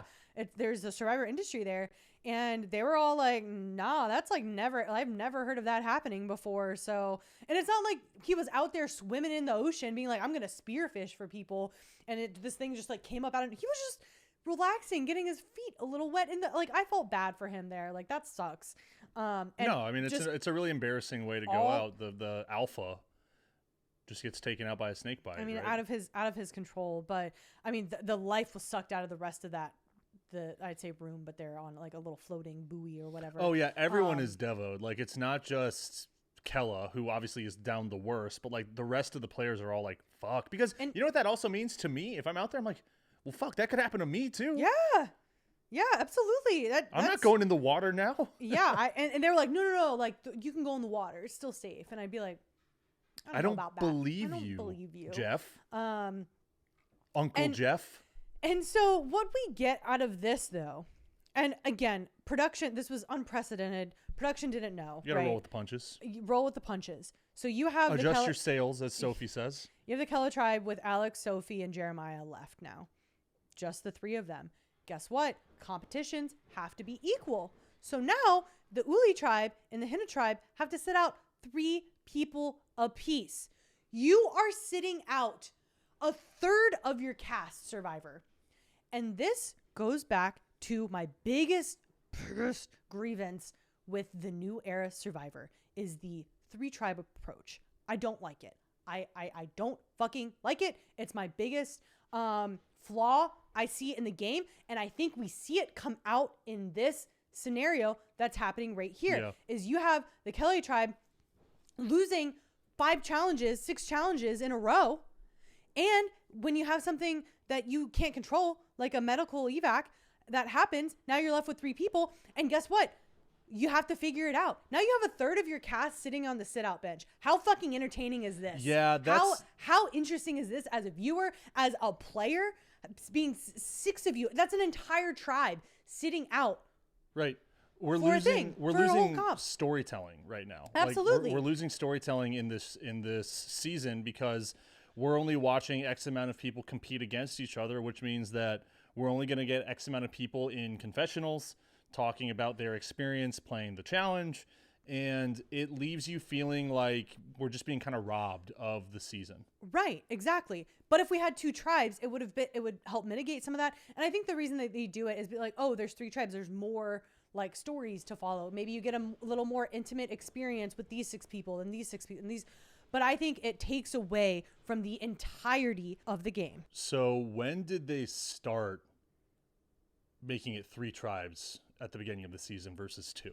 So for season 25 Philippines, that would be Denise's winning season. Malcolm was also on that season as well. And they had it for that season, but then we wouldn't see it again until season 41. That's when it becomes regular. Season 41, we had Erica winning, and then we also had Danny and Sydney on there, who they both went on to compete in the challenge. Danny actually won the challenge, by the way. And then Sydney is on the challenge right now. So 41 is when it really started to be a continuous thing season after season. And that also lines up with this, what's considered the new era of Survivor. And this 3 tribe approach sucks. And the Keller tribe is another example of why it sucks, because not only have they lost all of these competitions, but now they have a medical evac too, which like obviously you can't predict that. You don't know what's going to happen. You know, no one wants that. No one has control over it, right? But like you already are starting out with like a lower number of people. If there were 8 people to a tribe, maybe that would make more sense. But you know, as I'm watching the Kelly tribe slowly dismember themselves, and just that leak in the side of the boat is just getting wider and wider and wider, and it's fucking capsizing at this point. Mm-hmm. You know, I'm sitting here, I'm like, this feels familiar. Why does this feel familiar? Well, it feels familiar because in the new era of Survivor, this is now the 4th season where something like this has happened. And I'm fucking tired of it. As a viewer, I'm fucking fed up and tired of it. Like, you know what has happened. You've seen it in 41. 41, this happened. The Ua tribe lost 4 out of 6 of the immunity competitions and entered the merge with only 2 members. Oh. We had the Lulu tribe in season 45. They lost the first 3 in a row, plus the first person who left quit the game. And at the tribe, their tribe swapped, and then another person quit the game. I remember this, yeah. So again, you can't account for people quitting the game, and especially 2 on the same tribe. Like, that sucks. And then season 48, we had the Vulcan tribe also in a terrible losing spree in the beginning. And then now we have the Kelly tribe in a terrible losing spree. They will have lost 6 competitions now. And not all of them are immunity, obviously, but like it's not fun anymore, this 3 tribe split. And so this is my official plea to the Survivor gods, to production, to please stop having 3 tribes. I would rather see 2 tribes go at it back and forth and have a true merge again. Like, I just don't need it. I don't need 3 tribes. Is there anything else that they could do aside from, like if they kept this 3 tribe situation, what could they change in that 3 tribe situation to make this better? Nothing? Clearly they haven't learned anything in 9 seasons.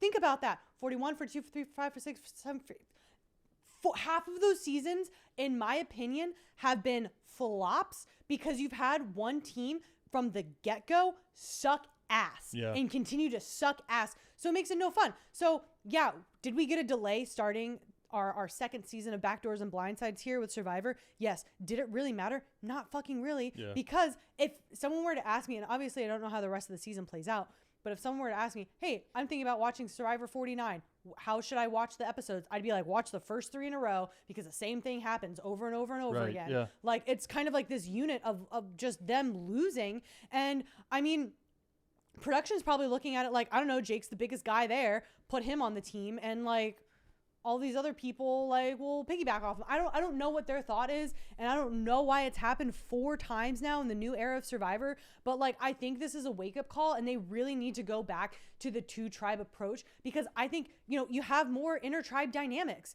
You have 9 people bumping up against each other trying to figure out, like, you have bigger tribals, because you don't have a vote. The votes aren't 4 and 2 or 5 and 1 or 3 and 3. It's a little wider spread, and you get like these pockets of alliances. You don't really get pockets of alliances in this way. It's literally like, okay, who has like a final 2 and maybe in this like majority alliance, and then the game really opens up at the merge, and then it's like, oh, are we Hina strong? Are we Uli strong? Oh, are we gonna like, who's gonna jump ship? Like, it becomes a game of that. Yeah. And like, I just want to see fresh and interesting stuff. And it's my same gripe that I kind of have with the challenge as well, is that I'm tired of them saying, oh, rookie and vets. What did they give me this season? They have vets and new threats. Cool. I'm over the rookie trope. I'm over it. Like, give me something new and exciting, and like, just have the dynamics between the people be the thing. And like, I want to see more people interacting with more people, and you can't do it when you're basically watching 3 separate shows of the Uli tribe, the Kelly tribe, and the Hina tribe. There's really not any crossover or any like inter team or cross team strategy. So it just leaves me wanting more. And like, I'm disappointed that, again, I'm watching a new era or season of Survivor where the first several episodes have just been one team constantly shitting the bed and having no hope, basically. There's no rivalry. Like I said, there's no real like storytelling here, because if it's the same tribal every week, you already know like who's going home, right? So it's like, basically, I don't even need to watch tonight, because like I have, between the 3 of them, or even if it was still the 4 of them, if Jake didn't get sent home, we all knew who was going to be voted out. Yeah. At the end of this episode, just like we did last week. Yep.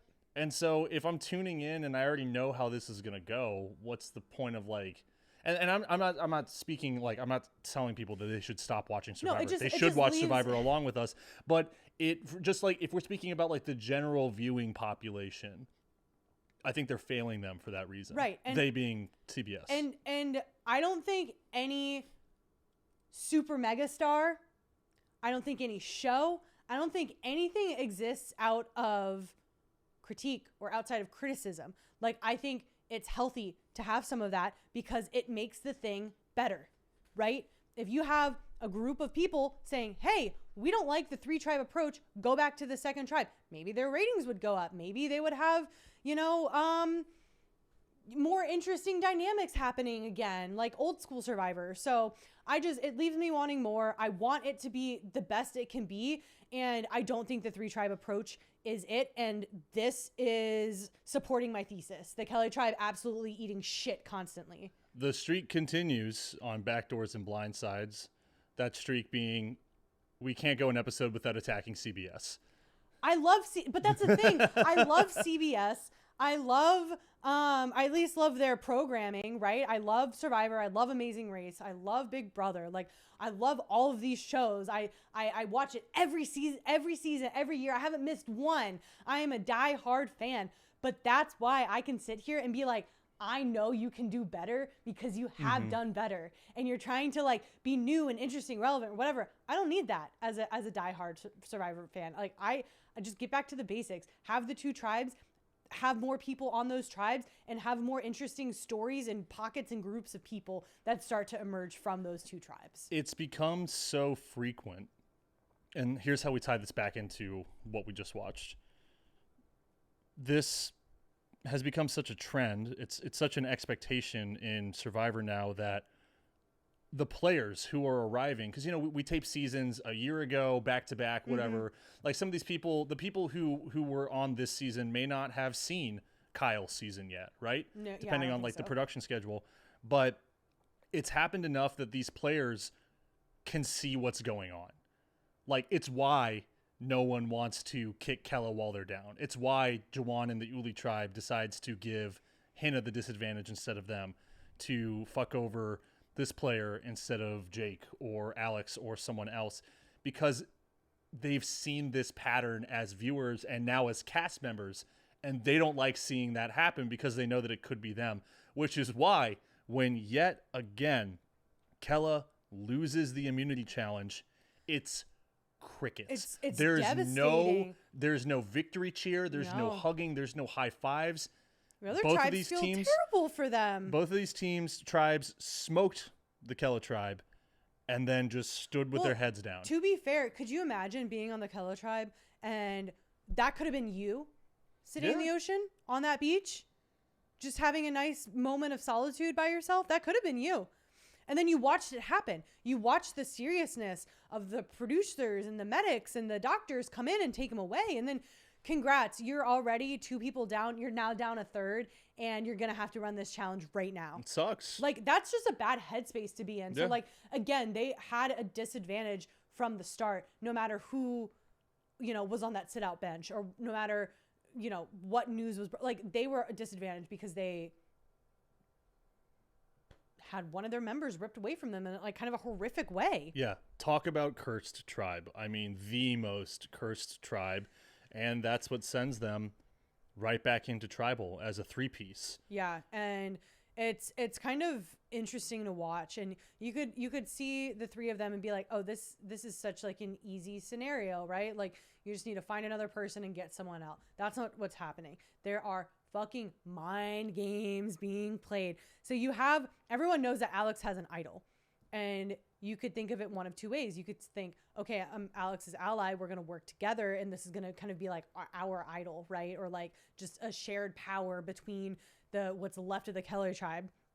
Or you look at it like, I don't really trust him that much, and like I don't want an idol in the game. And also, like, I want the idol to be the Beware advantage to be re-released back into the game after he leaves, and then I want to find it, right? So we have some of that happening, and Sophie and Jeremiah looks like they're working together to maybe team up to get Alex out with his idol. They have to make him feel good. They have to make sure that he's comfortable so he doesn't play it, because God forbid that he plays it and their votes are null and void, right? So we get some fun spying happening too. I love this in Survivor. Yeah. You get it some here. And Russell from many seasons ago, Russell Hands, he was like he was a spire as well. You also had Tony with his spy shack from a few seasons ago. Yeah. They all kind of, you know, have that as a thing. And Sophie kind of sees them talking and is like, oh shit, are they trying to get me She's out? crawling around in the brush behind them. It's awesome. Yeah. And then, it's basically a game of Russian roulette at this point. Yeah. Like, they don't know what's going to happen because, listen, let me break down all of the possible scenarios for you rapid fire really quick. So you have Alex with his idol. He plays the idol, but he votes with Sophie to evict. Ooh, Big Brother, not evict. He votes out Jeremiah, right? He could also do the same thing, vote with Jeremiah to get out Sophie, but he's playing the idol, so it's flushed, right? So you could also have Alex playing the idol and Sophie and Jeremiah teaming up together to vote him out. This is the worst case scenario because that means that Alex, any votes cast against him that Sophie and Jeremiah voted towards him wouldn't count, and then Alex would be the sole deciding person of who stays and who goes, basically. Yeah. So that would be scary. And also, guess what? You just had 2 people vote against you. One of them is leaving. One of them is staying. And now you have to go back to your sad, lonely camp together and be like, well, fuck, I'm glad I played my idol because I would have been out tonight. Why the fuck did you try to vote me out? Like, you know, there would be no trust there. Now you don't have an idol. Now you don't have trust. And now you're hoping for a merge so that you can get away from this person that tried to backstab you, right? That sucks. And then you have a scenario where he doesn't play his idol and he votes either with Sophie and Jeremiah and he keeps his idol in his pocket and either one of them goes out. Or he doesn't play it and they just cleanly vote out another player. So there's a lot of scenarios. And don't even get me started. Those are just kind of the cut and dry ones with the idol, without the idol. Then you have shot in the dark, right? Oh, yeah. Now we're just speed running. Yeah, like scenarios part 2. And that's what's going through the heads of these 3 people on the beach, and right? you can kind of see it percolate and revolve in their brains. And like, how do I get out of this situation? How do I get out of here? How do I make it through this tribal, right? Who's it gonna be? I think the way that Alex is looking at it is he's thinking, well, playing my idol is a guarantee to get me out of this cursed tribe. And that's all I'm focusing on right now is getting out of this situation and into basically a fresh start. Put me in someone else's tribe. They know that they're not going to be on a tribe of 2.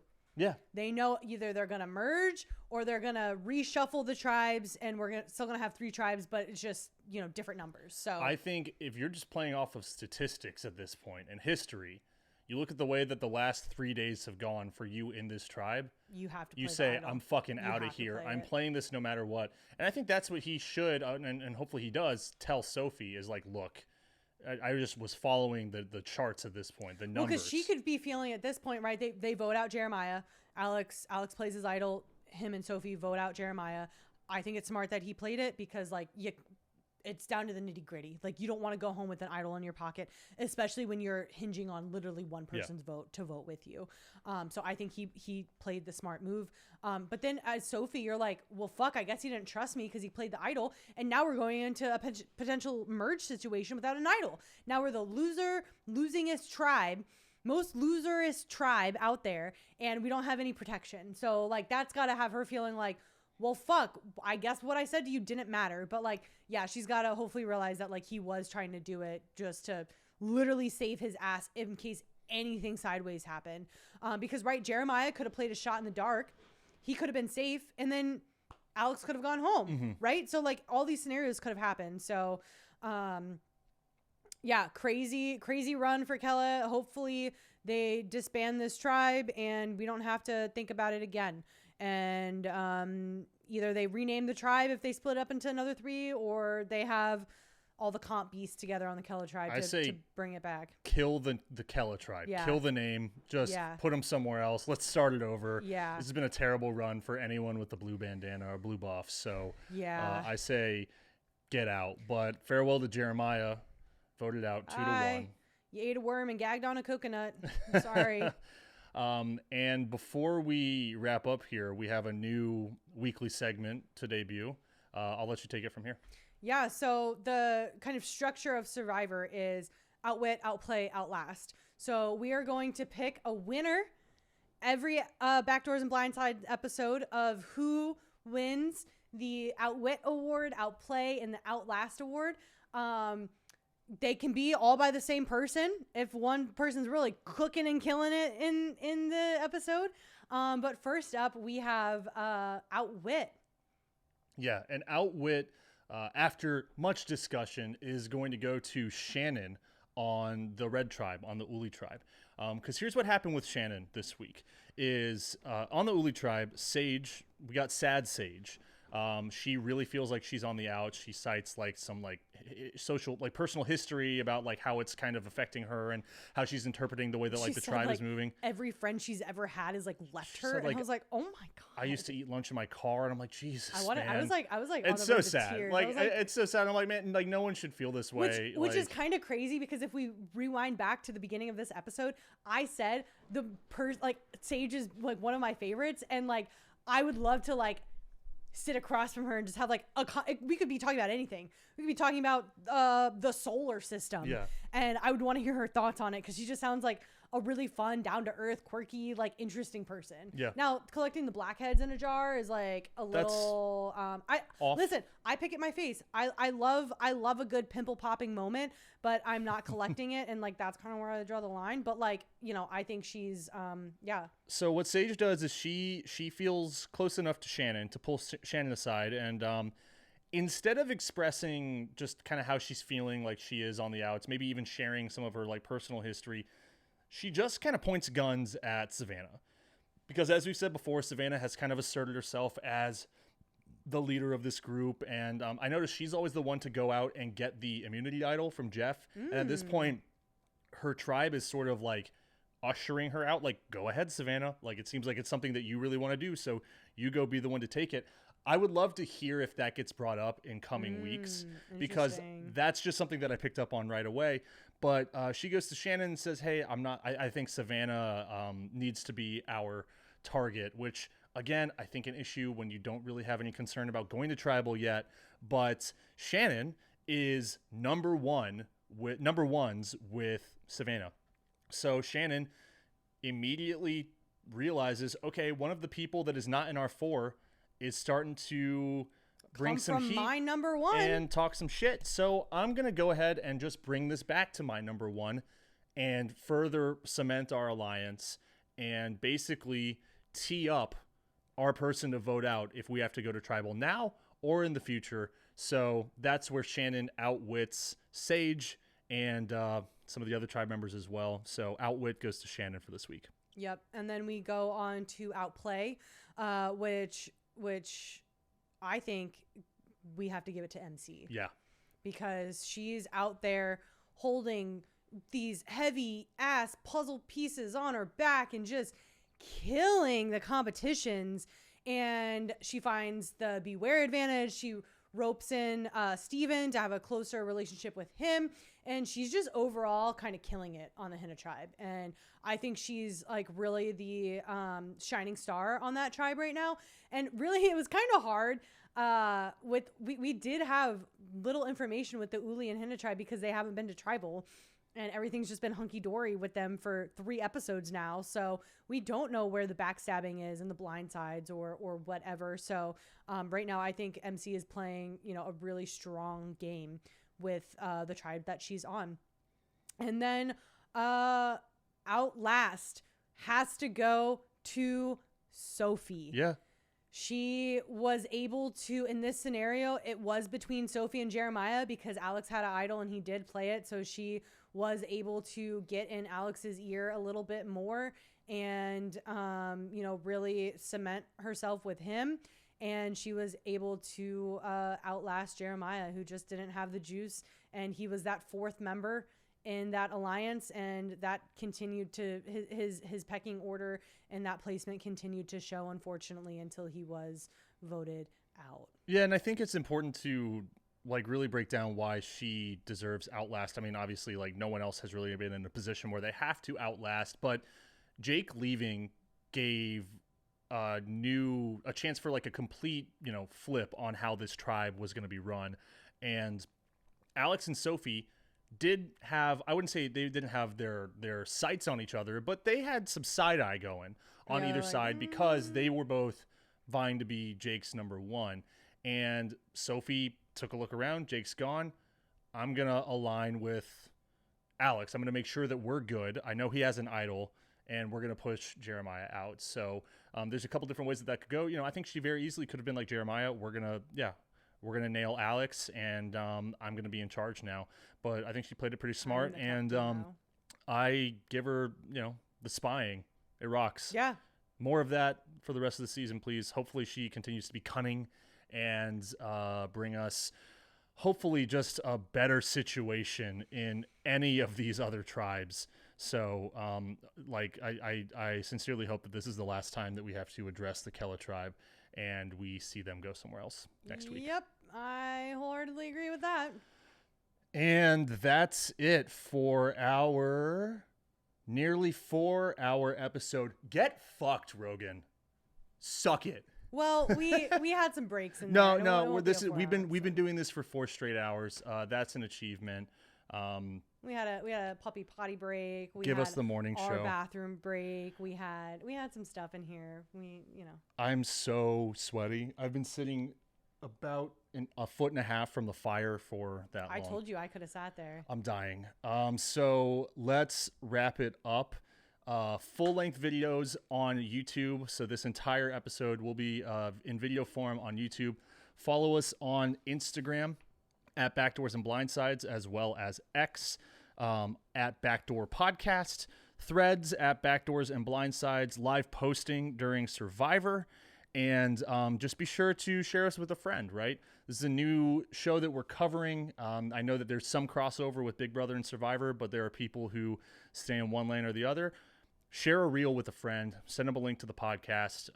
We have actually gotten a surprising amount of new listeners through that kind of game of telephone. And so we appreciate that. New season, new set, new send-off. So without further ado, damn it, I fucking dropped the lighter. Hang on.